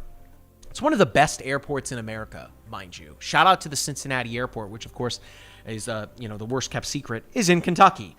So here it is. Let's see what we can find here. This is part of a larger line, but Capucci, you talked before how this is kind of that region within the moderate risk where the dynamics are in play for those storms to kind of separate themselves, right, from the main line and kind of go off on their own and become a bit more discreet. I'm trying to determine why we are seeing the radar indication, or why I'm seeing the tornado warning. I would assume it has to do with the velocity scan here. Maybe I need to switch off and we need to go to that Wilmington radar instead of the terminal one. Let's actually pull up my computer if we can, Sure. and I'll Let's take switch Capucci. to the. Yeah, let's. Oh, I see it now. guess- Yep. Wonderful. So there are Yeah. a couple things I want to point out. For starters, obviously we have a lot of red against green, blue against red right here. What we're seeing in blue is northbound wind heading kind of out of the south. That means warm, moist air is rushing in to fuel the storm. Behind it, the red, that's a rear flank downdraft. Cool air wraparound on the backside of the storm, where cold air, which is dense, hits the ground, wraps around, tries to tighten that circulation, squeezing out a tornado. That's happening right now near Brooksville. And this thing is tightened very quickly, heading towards Highway 9, eventually in the direction of Dover, Ripley, Highway 62, soon to cross the river, a little bit north of Aberdeen, and Manchester could be impacted as well. So again, it's flirting with the river once again. I want to switch over to our reflectivity, however, showing us how heavily the rains are falling. And you might think, it's a tornado. Who cares about the rain? Well, the rains can show something pretty key. We're going to switch to reflectivity right now, and assuming it loads, you'll see something called a BWER, or a bounded weak echo region. This little donut hole. The donut hole. Brooksville. Yeah, so the donut hole illustrates where there's so much air moving upwards because of the potential tornadic circulation that it suspends precipitation, doesn't let that precip fall. That's a sign of a very strong updraft commensurate with that possible tornado. And whenever you see that coincident with strong rotation, that's usually a telltale sign something not so good is happening. Let's show you a spectrum width, which shows us how chaotic the motions of the pixels are. And we see right near Brookville, there we go. There's that kind of chaotic motion. The little tail down here, if you will, is a wind shift line marking where the rear flank downdraft is, but the little bullseye pixels on the west side of town is where that possible tornado would be. We can switch on over to correlation coefficient, which shows us the shape of whatever's in the atmosphere, and it's kind of inconclusive right now. I wouldn't say that is a tornado debris signature confidently, but what I will say is that if there was to be a tornado, it would likely be where that little blue is near Brooksville. So again, we see it on reflectivity, that donut hole, upward moving air. We see a lot of spin associated with velocity. And on spectrum width, we see in the same place, there are chaotic motions. That little bullseye shows us a wide range of motions in only a couple pixels. So those three things tell me that there would be a possible tornado there moving right through the city of Brooksville. So again, you want to be in shelter now, lowest floor of whatever building you're in, and avoiding windows. If you're in a mobile home, vehicle outdoors, get to a site-built location, protecting yourself and especially your head from flying debris. The number one cause of deaths when it comes to tornadoes is actually head injuries. Casualties stem, unfortunately, from head injuries. So if you can try to mitigate that risk by wearing a bike helmet, if you have even 30 seconds to run to the garage, grab the bike helmet, go back to your shelter, do it. And you do if you are, say, east of Highway 9.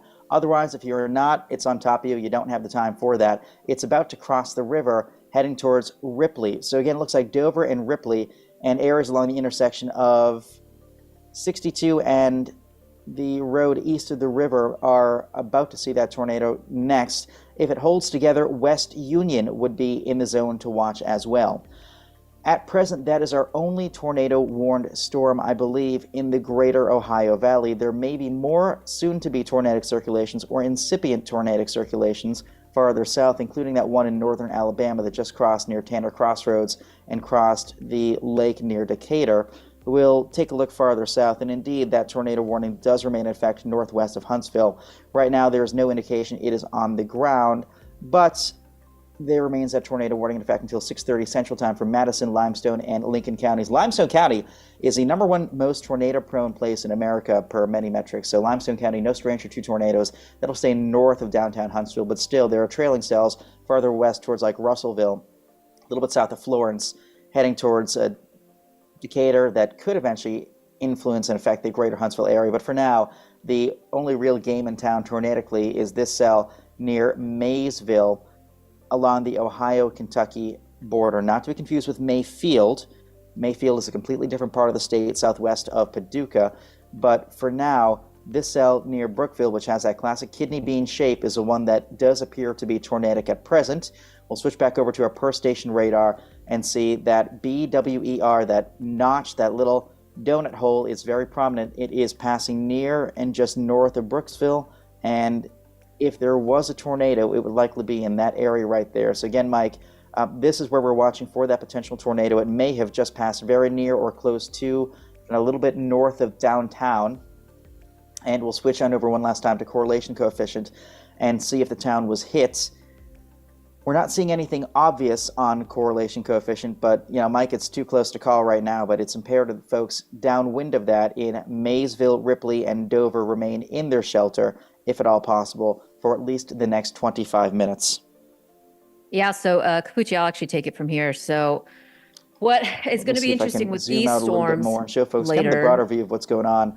We'll throw in some other Capucci, I'm not sure if you can hear me, but a little bit of what the app can do. Yeah, hey, Capucci, I was talking about some storms. So before you get to those warnings, I want to show real quick and something interesting for those down the line in Georgia and Alabama is there's possibly going to be a tornado watch issue down the line. So although these storms, they're flying right on the edge of those tornado watches, something that the Storm Prediction Center is highlighting is from, let's say, Birmingham, Tuscaloosa, and even including Atlanta, the metro area, you may possibly be under a tornado watch that'll go into tonight and possibly into overnight. So the threat is still not over yet, although we are starting to see a little bit more uptick in activity in terms of tornado warning. So now we have several tornado warnings issued. So it looks like they did issue a new tornado warning just south of Bowling Green, Kentucky. So far right now, we have about 4 tornado warnings that I'm seeing right now, just from using my own MyRadar app here.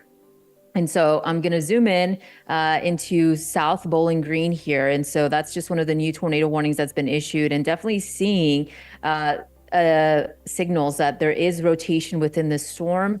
I'm not seeing, let's read the discussion if anything has been confirmed yet. So no confirmed tornado in this area just yet, but it does include East Central Logan County in Kentucky, Simpson County in South Central Kentucky, Allen County in South Central Kentucky, and even Warren County. So something to keep in mind, just south of the Interstate 65 there, just south of Bowling Green, that tornado warning has been issued. Right now, looks like the rotation is just on the south side of Auburn, Kentucky. So just something to keep in mind on the south side of the Bowling Green Executive Airport there, County Regional Airport. So let's zoom out here. And so let me use what you can see here on your screen so you get a better image. So let me zoom in. So that one right now you're seeing on your screen, that is the newly issued tornado warning. There is some indication that there's tight rotation within that storm just south of Bowling Green along I-65 and I-165 there as well. So that's one of the newer tornado warnings. And if we zoom out, you can see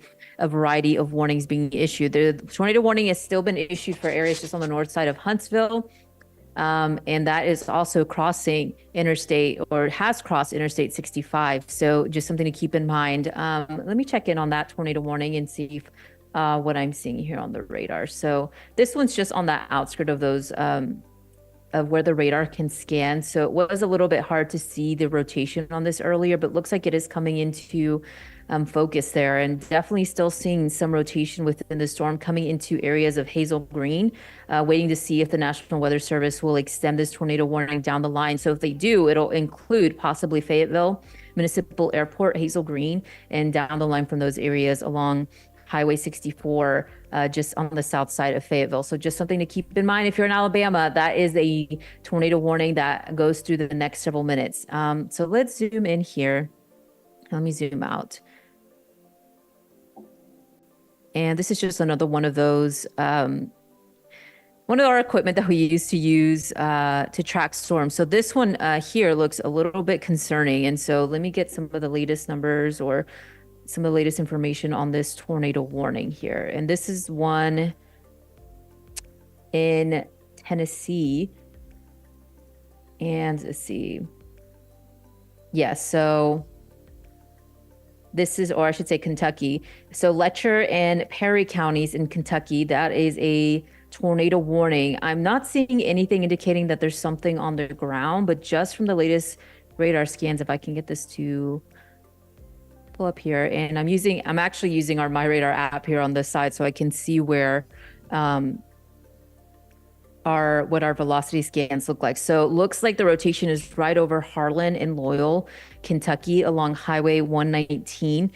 They did extend this tornado warning, so it does go a couple of miles into areas of Whitesburg in Kentucky and even Cumberland. And so this one is looking a little bit more concerning compared to the other tornado warnings that we have here. So Erica, meanwhile, that part of Kentucky too, I lived there for many years. That part of Kentucky there in Cumberland, Pine Mountain, that part of the state is very, very mountainous. I mean, this goes to and taught a real serious lesson to the folks of Kentucky when an EF3 tornado touched down in West Liberty, Kentucky, in fact, hitting a school while children were sheltered inside, and just really devastating the mountain town there. I hear somebody typing here in my ears. But it just really goes to show you that tornadoes can occur anytime and anywhere. It doesn't occur in the plains of Oklahoma all the time. I mean, they can occur in the mountainous region of eastern Kentucky as we're watching. I mean, Erica, that is I see we've got it paused there just as it's over 119 east of South Waylands and to the southwest of Pine Mountain and Cumberland. Again, pretty much riding there near Harlan, Kentucky. If those that are watching are familiar with the Dukes of Hazzard, Hazzard County is here in eastern Kentucky. That is kind of the area in which that we are looking at here, right along 119. It's very narrow roads, typically only one lane, if not two, maybe on either side.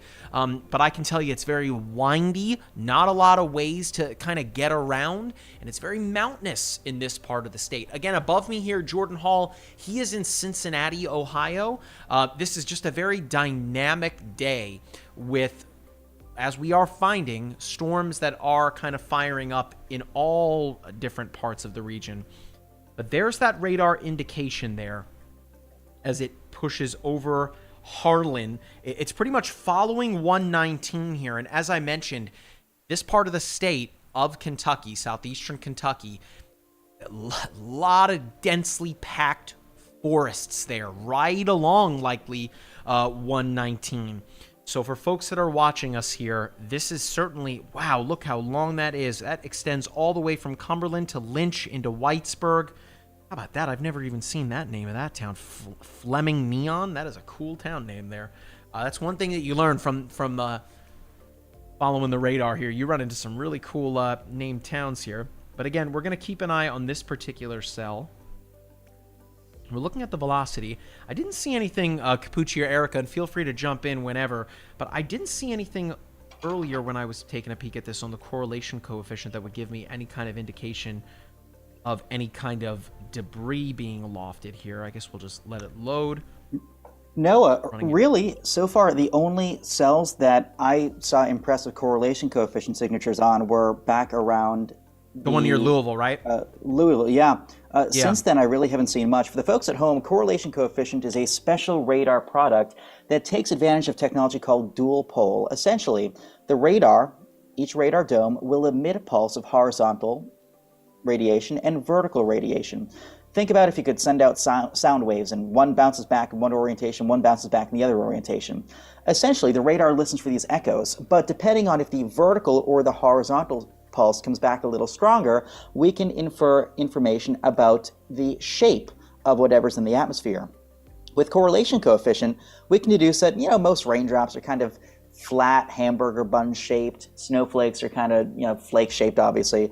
But when we see spiky stuff in the air, the inference is usually rotation or a tornado having lofted that debris into the air. We saw that earlier on around Louisville. Right now, we're not seeing any evidence of that anywhere. We do, however, see 1, 2, 3, 4, 5, 6, 7. I see at least 9 discrete rotating supercells across the area. The ones east of Cincinnati have been increasing in coverage and intensity, and the one near Maysville right here really has heavy rain and hail with it on the backside, and a really pronounced hook with it. So that's something that I think is worth mentioning. And then, of course, farther south, we have multiple other tornado warnings. So let's go round by round, starting north and heading south. We'll begin with this one that is southeast of the Cincinnati area. And I understand that the app right now may take a moment to load. That's because it's in such high demand. So many folks are tuning to my radar right now for critical weather information amid this very active weather day. So we'll switch. We're going to try to put on the local per station radar layer. We're going to use this one right here. And you see the little red box near northwest of Maysville. Again, we see it's trying to take on kind of a kidney bean shape. You see the whole thing's kind of like a series of waves, like one after another little, they really do look like waves. Each cell kind of looks like a wave. We call this an LEWP, a loop, a line echo wave pattern. And that's what happens when you have several rotating supercells all kind of orienting into a broken line together. So it's not quite discrete lone individual supercells. It's not quite a line. It's a bit of both. And so we have these embedded circulations that are problematic. Let's throw on, however, if I can get that menu to come back, and it may be a moment. I seem to have lost the menu, but I'm going to try to put on velocity, if we can, with the per station radar menu. Here we go. The layer has come back. I'll switch on to velocity, and you will see opposing colors over a short distance. Hopefully I can get this thing to pause in just a moment, and when it does, we'll be able to see that a little bit more prominently. And yes, right near Ripley right now. It will take a moment to come back, but you'll see that very clear red against blue. When those two are right next to each other, that shows us differing winds over a very short distance, i.e. obvious rotation. The winds are going in two different directions over a very, very narrow distance, only probably a mile across. It's going like 50 in one direction, 60 in another direction, so you have a pretty strong circulation. But if I can figure out how to pause this, there's another circulation near Brooksville. So let's pause right here. Oh, good, it worked. Oh, no, it didn't work. Well, anywho, towards the end of the loop, see if you can glance real quick if we could get the radar to pause, and it doesn't really want to, but there's the old circulation, and we'll go 3 streams ahead. Here we go. Here's the new circulation approaching Ripley, so tornado warning in effect with this cell. That is the main circulation at this point. The tornado has been confirmed now as of 7:30 p.m. Eastern, 6:30 Central. So this is now a tornado moving into the city of Ripley. That is for northwestern Mason and southeastern Brown counties. I believe in Mason, Kentucky, and Brown, Ohio. It's crossing the river now into Brown County, Ohio. But radar has confirmed debris in the air, which means now is a time to switch to the correlation coefficient feature in the MyRadar app, which you can get with the per station radar feature. It's not a perfect signature, but this little splotch of blue right here, right over Tuckahoe Road, just about to move through downtown, shows us that debris has been lofted. The radar is sensing spiky shapes in the atmosphere, not rain, not hail, something jagged, irregular, perhaps metallic, perhaps 2x4s, who knows it, tree debris, but there is stuff in the air that doesn't belong up there. There's a tornado on the ground. It's moving past Tuckahoe Road, a little bit north of the Mary Ingalls Highway into downtown Ripley, soon to hit North Pole Road, County Road 13B, T28, C49, north of Schofield Road, North Pole Road, like we said, moving into southeastern Brown County, Ohio. That tornado is on the ground. And you're not out of the woods yet because, oh wait, yes, there's this one circulation, this first tornado moving past the Ohio River into Ripley, but there may be, once the radar loads, a secondary circulation behind it. And it's this nascent circulation, this developing one near Brooksville. You see darker green against a lighter blue. That tells me that rotation is strengthening in that storm too. So we have two storms that could be tornadic there, and this whole line, this whole LEWP, line echo wave pattern, could have additional storms developing soon. And that's something we really have to watch. If we broaden out a little bit more, I'd like to take a tour farther south at our next tornado warnings. This one is in far southeastern Kentucky, nearing the Cumberland Plateau of Tennessee. It is a long tornado warning too, meaning they drew it out a little while. Yeah, they drew that polygon out for a while, and it includes the town of Cumberland.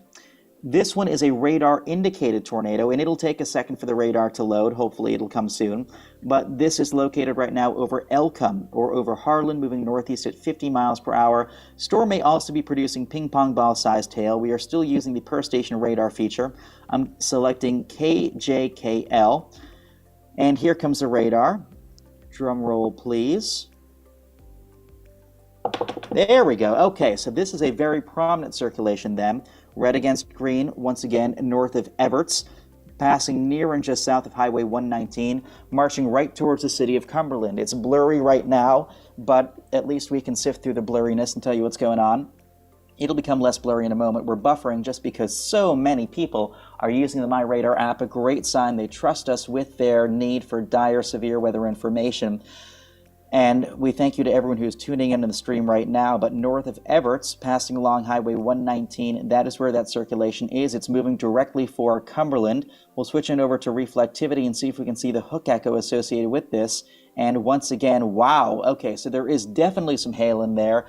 I would go a step beyond what the Weather Service is saying and say that may be producing hail to about 2 inches in diameter, possibly the size of golf balls, perhaps pool ball size. It is moving in the direction of Cumberland. So again, this little hook right here marks the backside of the storm, but that hook is the rear flank downdraft, cold air wraparound on the backside of the storm that is essentially crashing to the ground, tightening the rotation, and east of that hook echo is the inflow notch. Warm, moist air is rushing in to fuel the circulation. Those two air masses are kind of meeting, chafing against each other. That's where the spin is. We've lost the radar briefly, unfortunately, but hopefully the radar comes back. And we see that cell right there. Let's take a look farther to the west near Bowling Green. We have yet another storm that does have a tornado warning in effect right now.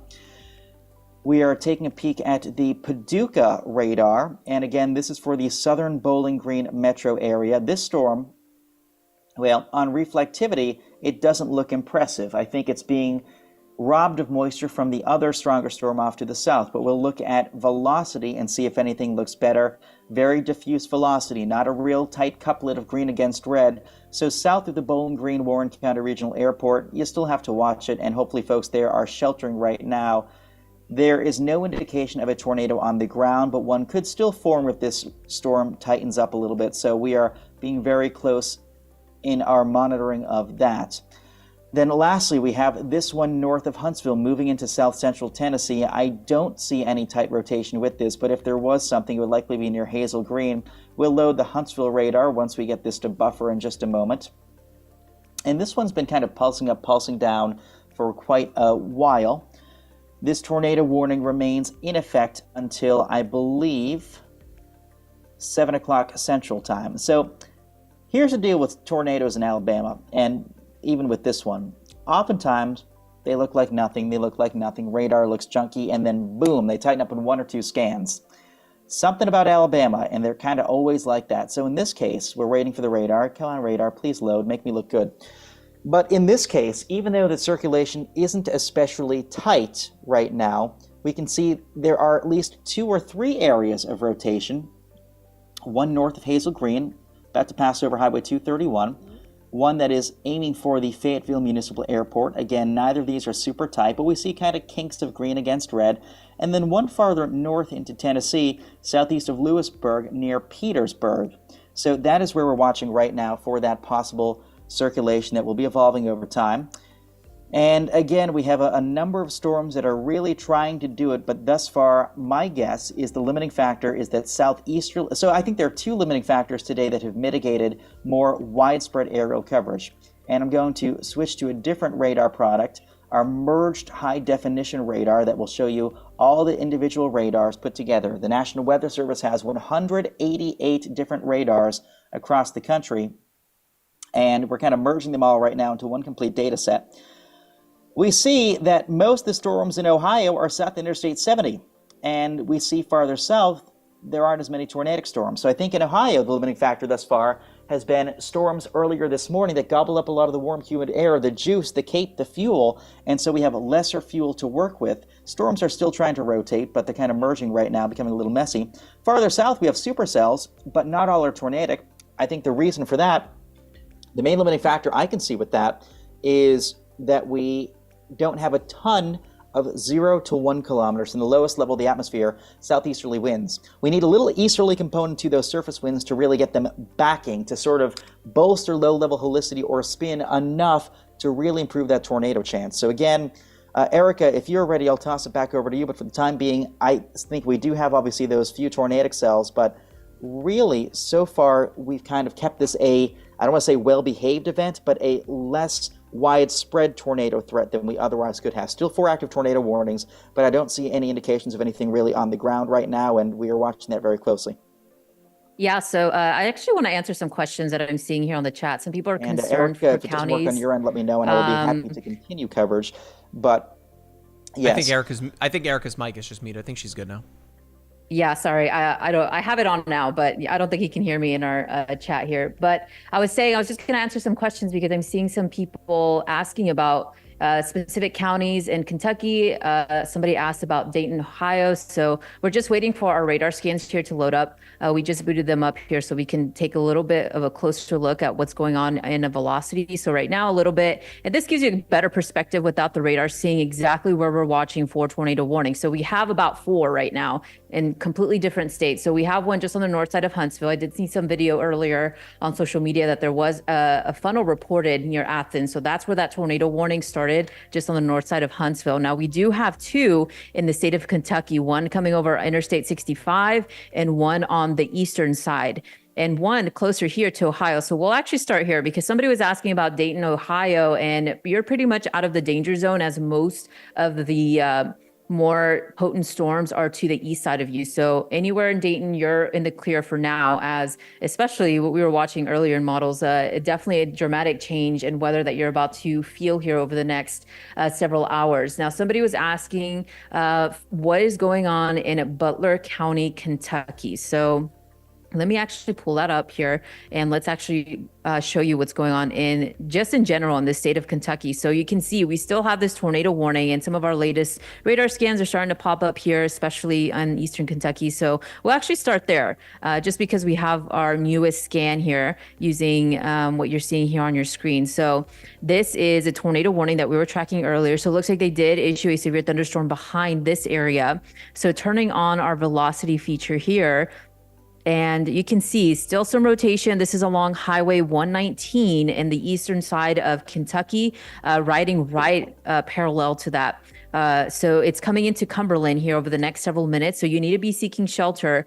And I'm not seeing any of the reports here so far, if there's anything confirmed on the ground. And again, this is for Cumberland, Kentucky, for Harlan County, Letcher, and Perry counties. So nothing confirmed, but the potential, of course, of tornado as this spins up a little bit more with quarter-sized hail, what we're seeing here. So definitely need to seek shelter if you live anywhere in these zones. This is a dangerous storm that is going to move over your area here over the next several minutes. So population-wise, we have about 20,000 people who live in this area. So if you know anybody who lives here from Evarts, Tots, Cumberland, Whitesburg, Eola, and Millstone, Kentucky, this is where we're watching right now for that tornado warning. So let's actually zoom out here and show you what is going on the eastern side, because we're still seeing tornado warning that has been going on here over the last several minutes. And so let's push to the east here, or to the west, just on the south side of Bowling Green, and still waiting for this velocity scan to pop up here. But overall, it's still on the south side of Bowling Green. It's crossing right over Highway 165, connecting to 165, just south of Bowling Green. So let's see. Let me get some of the latest information on this. So that tornado warning expired, Erica, unless so I'm like looking at. No, yeah. I'm seeing it here, actually. My radar app told me first that this tornado warning expired. So I think it just takes our system a little bit more time for it to pop up. So that's some good news here. Of course, I was in earlier when we were tracking the storm. It didn't look like they were going to extend this any further down the line. So going a little bit more north now, and let's go back into Ohio. And looks like they did extend this tornado warning. So this is a little bit more of a concern here. And this is going now, it's on the edge of that warning zone. You can see right over Bird. And that is a tornado warning that has some pretty tight rotation within this zone. So if you're anywhere from West Union, definitely need to seek shelter immediately. This is a dangerous storm that is moving over your area. This is for Brown County and Adams County in central Ohio. So now this is a relatively fast moving storm, and it has produced a tornado previously. So something to keep in mind with these storms is that they have produced tornadoes. They can still produce them, especially as they move over this area. So right now, that rotation that we're seeing on your screen, so that's where you're seeing the greens and reds come together. That's telling us that the storm is rotating. That's where we're watching for the concern of a tornado. Right now, nothing is confirmed on the ground, but it also has a potential of being associated with quarter-sized hail. Again, West Union, Blue Creek, Decatur, Bentonville, Duncansville, and along State Route 348 and 125. That's where we're watching for the potential of a tornado. But so far right now, at least with some good news with this, is there's nothing on the ground. But if you live anywhere in these zones, you're hearing us, you're watching our live stream, you need to be seeking shelter right now in this area. So far, we have about 3 tornado warnings. Oh, sorry, Erica. I didn't realize I was Oh no, go ahead. Jordan Hall, right above Erica's head, Okay. folks. I was actually chatting with Jordan here. That tornado warning that we've got there to the southeast of Cincinnati, that being West Union, south of 32. Jordan Hall is right on that. Jack, if you want to take that in full, we can put the radar in a picture-in-picture there. Curious to see if we get anything out of that. As Erica touched on, it doesn't seem like anything is really kind of taking the next step, so to speak. We are, of course, going to continue to monitor things. Capucci is also watching things develop in Alabama. It seems like that cell near Huntsville just doesn't want to go away. But you can see the spin there, right? Just as it crossed over the Ohio River. Of course, green is representative of winds going toward the radar. Red is representative of winds going away from it. Oh, okay, I'm just waiting for the picture-in-picture to come up there, Jack. Well, we want, if you can bring Jordan's... Okay. Okay, gotcha. So let's just take Jordan's feed then. And watch things here. So, of course, this is Storm Chaser Jordan Hall. I'm going to see his exact position. Stand by. I'll let you guys know where exactly he is. There we go. So Jordan is just ahead of this. So he is... Jack, if you want to come back to mine just for a moment, and we'll switch back to Jordan. So I've got Jordan above me here. You can see that there are sunny skies. Oh, nope, that was just the camera that got me there. The exposure of the camera. So there's Jordan, that location, that camera just to the west of West Union. He is staring right at this thing. Looks like he's traveling south on, is that Route 9? It's hard to say. I zoom in a little bit more, we might be able to get the name of the road. It's 247, apologies. Oh no, he's on 125. So near the old Cincinnati Pike, Westview Drive. And he is looking at the radar indicated rotation. So we're going to wait and see here what Jordan is able to grab. But this is kind of, looks like he's pulling off to take a look at things here. I'm going to let him know.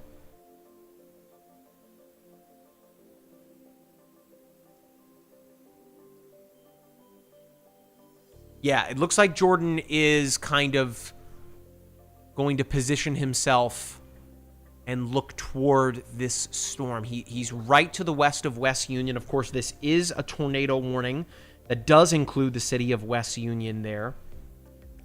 This is in effect for the next 27 minutes, and it is for southeastern Brown and central Adams counties in Ohio. This was the storm that Capucci pointed out, and now it looks like it is taking on some pretty noticeable characteristics. Look at the clouds in Jordan's stream there. Erica and Capucci, if you guys want to chime in here, we're just going to stay on Jordan's feed here, being that this is kind of our best shot of the night thus far to get a look at this. I'm not seeing anything from his stream that kind of gives away. He's still out ahead of it, right? I mean, he's not going to be near the rotation. A little concerning that there's a lot of folks on the roads there. Hopefully they are in a place where they're able to get alerts. But of course, if you think you are going to get in a car and outdrive Mother Nature, you are mistaken. Jordan is, of course, a professional, and storm chasers that we work with, they certainly know what they are doing. For the record, you can see at the bottom of your screen there all of the active tornado and severe thunderstorm warnings. Big shout out to Jack, our studio engineer, for getting that working earlier this morning. And of course, big shout out to Brad, our senior software engineer as well, the Swiss Army knife of MyRadar, who made that work too. So we're just going to keep watching Jordan's stream here. I think Jack is working on pulling up a picture-in-picture. But needless to say, this is approaching Jordan right now as we speak. Jack, if you just want to switch back just for a moment so we can show folks. Jordan is positioned right there on 125, just to the west of West Union.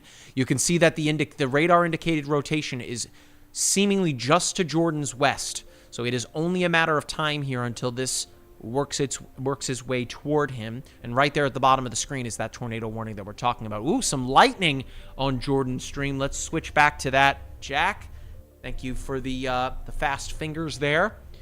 Boy, those clouds are really moving quick here. Of course, I'm unclear as to the direction that Jordan is facing. Yeah, and at least some good things with this, Mike, is sunset's still in about an hour or so. So if he does see anything on the ground, we will be able to see it. But that's what makes, these kinds of setups pretty dangerous, is a lot of it, especially in populated areas like in Georgia, and even across Atlanta, it'll be dark by the time these storms roll through. So, that's why it's very important to take these very seriously. If Jordan Hall happens to see anything, thankfully, he still has about an hour of daylight and he'll still be able to visually at least see it. But the rotation from the latest radar scans looks like it's coming very close to him. So it'll be interesting to see what he's seeing there on the ground. Depending on the direction he's facing there, of course, just seeing the clouds roll through, but it'll be interesting to see here in a couple minutes. Yeah, we are eagerly watching this here. See what happens. Of course, you can see the active tornado warnings up. Jordan's on the move here. But you can see the active tornado warnings on the bottom of your screen if you are watching the live stream. So we've got several of them. They're spread out. I mean, you've got that one in Alabama. Of course, the one Jordan's on is in Ohio. We did have one earlier in Kentucky. I'm just going to zoom out here, take a look. It looks like the one in Kentucky oh no, it's hard to tell. No, that one is in Kentucky. It's that one that Erica was looking at before near Cumberland that is seemingly pushing into Western Virginia right now. We'll keep an eye on that, but it looks like all the storm chasers, including Jordan here, are all converging on what is happening here. And it looks like he has repositioned his camera to now face west, so we shall see what Jordan is able to grab here. I did see some lightning in there. In fact, let me go into the here. We're going to turn on the lightning. Show the markers, see if we can get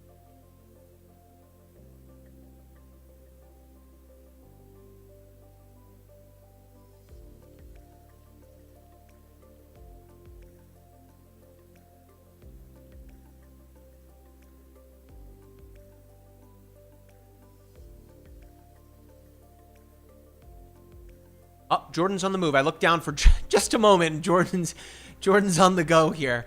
I think that he's probably just better trying to position himself. Of course, Jordan wants to be able to document what is happening, but he certainly doesn't want to put himself in harm's way. So he is moving here, and you can see that where Jordan is here in Ohio, the trees aren't as densely close to one another as we were looking at in southeastern Kentucky there, where, again, it's more mountainous. Again, it is a very, very, very wooded part of the bluegrass state. Capucci, what are your thoughts here on this radar indicated rotation that we're looking at here? Jordan is seemingly right on it here, and there are some streaks of sunlight poking through. So to clarify, he is on the cell that is in you West might be Union, muted correct? I am not muted. I was only muted on Unity. My apologies. No So worries. to clarify, he's on the cell that is in West Union, correct? Yes.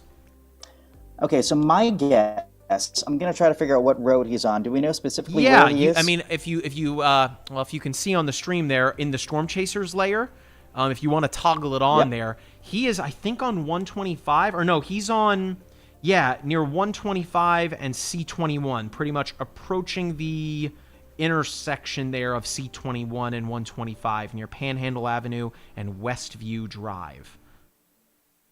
The radar indicated rotation is just to his northwest, near 125 and 136. So my guess then is that I would venture to say the heavy rain and the rain core would be off to his left, so north. Right. If we look right at him, what we're seeing is inflow, so clouds rushing northwards to fuel the circulation. That's kind of the inflow, the warm, moist air feeding the storm. And so if there was something, it would be off to the left. It looks like he's trying to get ahead of it, but that RFD, the rear flank downdraft, is pretty impressive. That's the cold air wraparound. It looks to me to be highly rain wrapped, which means it's a very tricky chase. Yeah, he just texted me. I guess a little inside baseball here. He's with his girlfriend Sierra there, and she just texted me, I should say. And he just said large tornado going to West Union West Union right now. It seems that is what we are looking at here, and the rain wrapped observation there, Capucci, is quite apt. Which is, listen, there's nocturnal tornadoes and rain-wrapped tornadoes that are pretty scary, being that you can't see them, right? Yep. Yeah, I mean, with situations like this, I've chased rain-wrapped tornadoes before. There was one that I chased back on May 28, 2019, near Linwood, Kansas, just west of Kansas City. And we were right on it. You could smell the tornado, which is the creepiest smell in the entire world. But you what does a tornado smell like, Capucci? Saw the tornado that day. Can you allude on that a bit more? Yeah, it's very eerie. It's the world's biggest lawnmower. It smells like you had like a lawnmower and a wood chipper. It's very strange because you walk outside and it just smells very pungent of like pine and fresh leaves. Hailstorms have a smell. Hailstorms smell like, just churned up leaves, and it smells kind of sweet. Whereas when you encounter a bad tornado, you oftentimes smell just like churned up wood, and it's a kind of distressing smell. It's eerie, but everybody could smell it, and yet no one saw it, and it wound up carving through Linwood, Kansas, destroying a flower factory that I actually wound up being there about 10 minutes after. And insulation was strewn about everywhere. Insulation was falling from the sky, and yet no one could see it. So those rain-wrapped tornadoes are very problematic. You shouldn't wait to see them. You shouldn't wait to hear them. And case in point, you're not going to be able to see or hear it. So that's concerning. The other thing I want to point out, too, this is the northernmost... circulation is really increasing. Tornadoes definitely on the ground right now, north of West Union. We're seeing a debris signature on radar, too. So I'll pull up he's right on it. once again. And, so I'm going to pull up Splashtop real quick. And if we zoom in right now, I'm putting on the per station radar feature. If we want to take my screen, that'd be great. So let's see. Come on, data, please load. But when I say the correlation coefficient is showing the tornado, we can actually see debris lofted by the tornado. We're plotting the shapes of whatever is in the atmosphere, and anything blue and yellow is kind of spiky. So in just a second, if and when this loads, you will be able to see that signature of a tornado on the ground near and just north of West Union, which appears to have just crossed that major roadway right there. So again, okay, there we go, right there. Y'all see it? Boom. Where my cursor is, if you can see my cursor, north of West Union. So it does appear that downtown was spared. However, that tornado is on the ground. Where's the tornado going next? It appears that it just crossed over Middle Island Creek and Highway 18. Next in line will be Center Point 23. North of 50, Salem I think should be good. Wallace along Highway 20 is next in line. Jake Run, Mill Run, Wallace Pike, seek shelter now, lowest floor of whatever building you're in and avoiding windows. Skelton Creek, East Run, Little Battle Run. Anyone along 23, you have to be off the roadway right now. The tornado may briefly look like it's losing its debris. It probably isn't. It's probably just moving over a less populous area. If we put on reflectivity, you can clearly see just how much rain is wrapping around the circulation. And what we're seeing right there, you see the little pulse of purple near West Union? I don't think that's rain or hail. I think that might be debris. So there's so much debris in the storm being lofted by the radar that it is appearing as almost, same shading as hail. And right here, obviously, this is that, wait for it. Here, I'll pause it right now. Here's where the circulation is, just northeast of West Union, but you can see that obvious red against green. Moving over Vaughn Ridge Road, Wheat Ridge Road, in the direction of Ohio Brush Creek, north of Spurgeon Hill Road, right over 41 right now. So again, it just moved right over the northern parts of downtown, and never a dull moment when you're doing streams. But yes, it is moving east-northeast right now, and again, we'll see if the Weather Service has any information.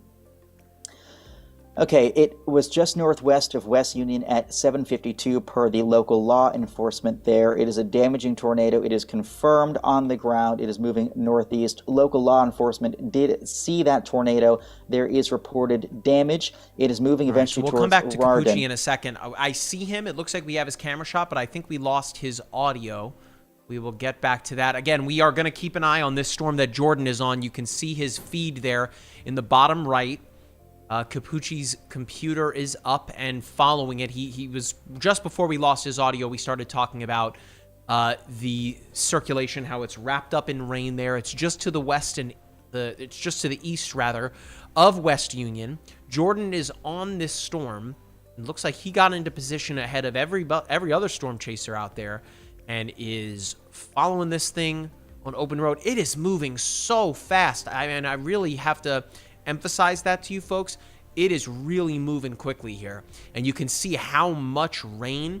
It's very dangerous, mind you, and when you're talking about storms, or tornadoes I should say, that are occurring not only at night, but those that are wrapped by rain, in some cases, and often cases it is happening at the same time, you simply cannot see them until it's too late. That's why shout out to the miracle of technology here. We are able to get an X-ray of the atmosphere and take a look at what is occurring. That's this Velocity product here. Okay, is that Jordan that just texted me? Nope. I should say it's Sierra. Big shout out to Sierra. Kind of again lifting the curtain there on Jordan's storm chasing buddy. It looks like there's a lot of rain where he's running into now. Again, as we alluded to, this system is wrapped up in quite a bit of rain. I would imagine Erica, if you're, I see Erica is watching the storm that continues to not give up near Cumberland. We can take a look at that one in just a moment, but I really want to keep it here, being that Jordan is on this storm. Very difficult to see. Jack, if you want to take his feed, I mean, you have it up there, but I don't know if we need me.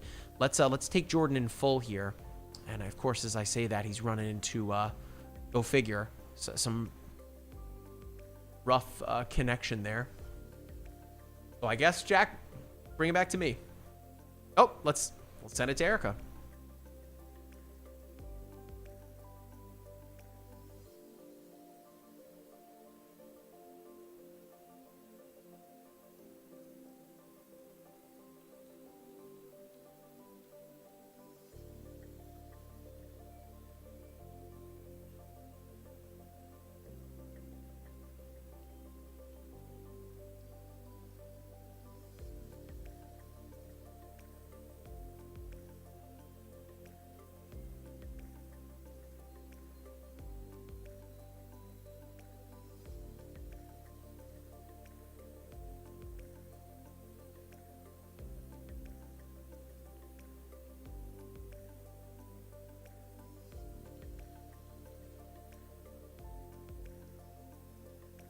Okay, and so looks like folks are saying that we can't hear Erica on the stream now. Gotta love technology. We are working on that, bringing Erica back into the fold.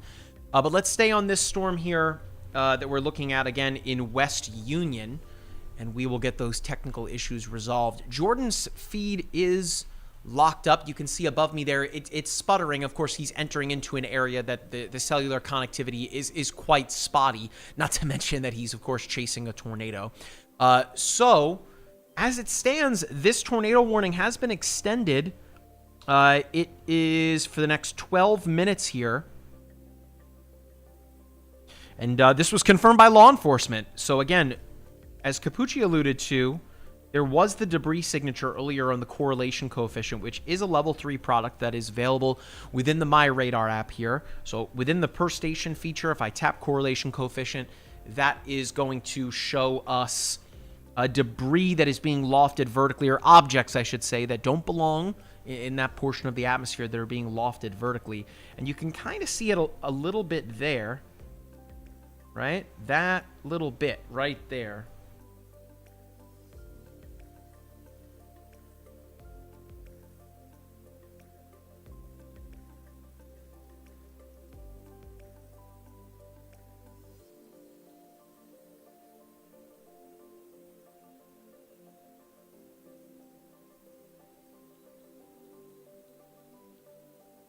Okay. So working on resolving technical hiccups here. Don't see Jordan's feed on the camera, but otherwise the other chasers are kind of in position all across the state of Kentucky. Again, this has been an environment where it's been moving so fast that what we are seeing are in spots where, again, that is outside of that moderate risk area. Got this guy here, which is now pushing into, is that Tennessee? Yeah, and it's a big mess here. This is western. It's the Huntsville, Alabama. Yeah, it's Middle Tennessee. That's what I thought. Moore County, Lincoln County, Franklin County. And there's embedded rotation within this line here, so it's not a discrete storm. It's not off by itself. I'm trying to see where that rotation is at present moment.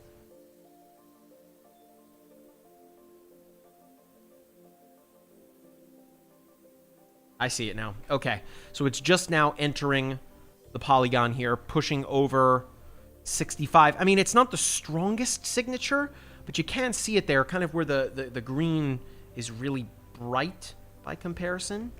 But again, not anything that's really, really jumping out at us. Let's go back to this West Union storm here. Right here. Jordan on the backside of it now. Switch to the Wilmington, Ohio.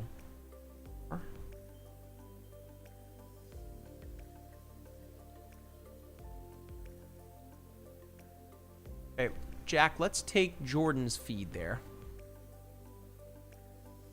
Just above me. Thank you. He's on the backside of it here. It's a beautiful part of Ohio, for the record, for those of you that have not been to the Buckeye State. This is a state that is no stranger to tornadoes. Of course, Xenia, Ohio.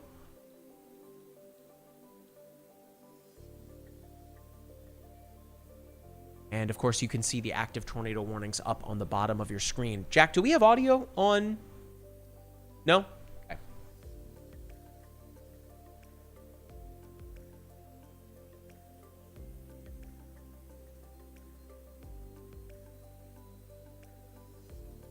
Okay.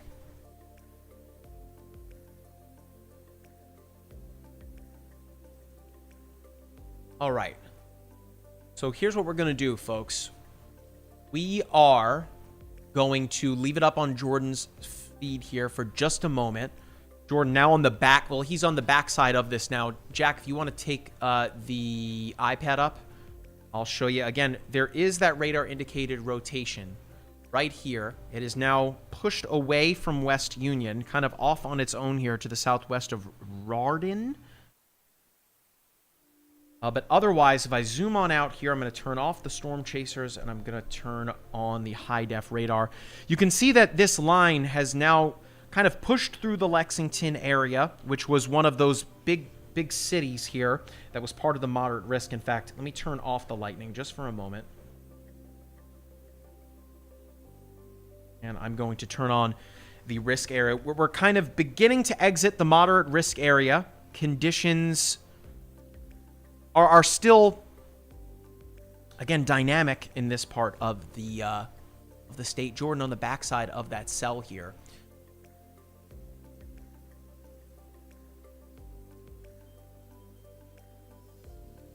But that said, we are going to wrap things up here from the studio in Orlando. We are going to resolve the technical issues that we're running into behind the scenes here.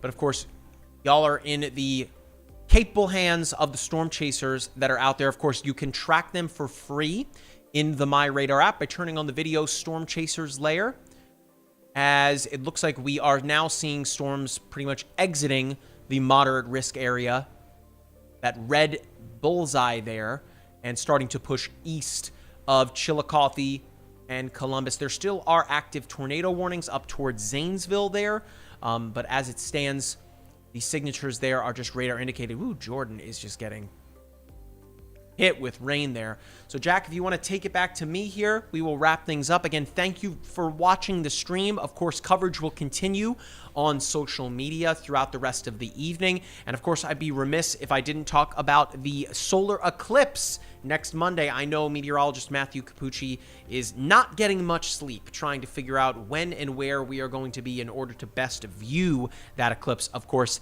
the next opportunity that we have to see a total solar eclipse in the United States isn't for another 45 years. So needless to say, we're trying to get ourselves positioned well enough to be in place to be able to see that coming up on Monday, April 8th. So for meteorologists Erica Lopez and Matthew Capucci, I have been meteorologist Mike Linden here from our studio in Orlando, Florida. From all of us, and of course Jack and Matt behind the scenes, from all of us on the team, and of course all of our developers behind the scenes making the MyRadar app tick, we wish that you stay safe through the rest of this event as it progresses. Things should improve here over the coming hours as we, of course, are really rapidly losing daylight. And of course, stay safe and stay dry. We'll catch you back here in the next one. See ya.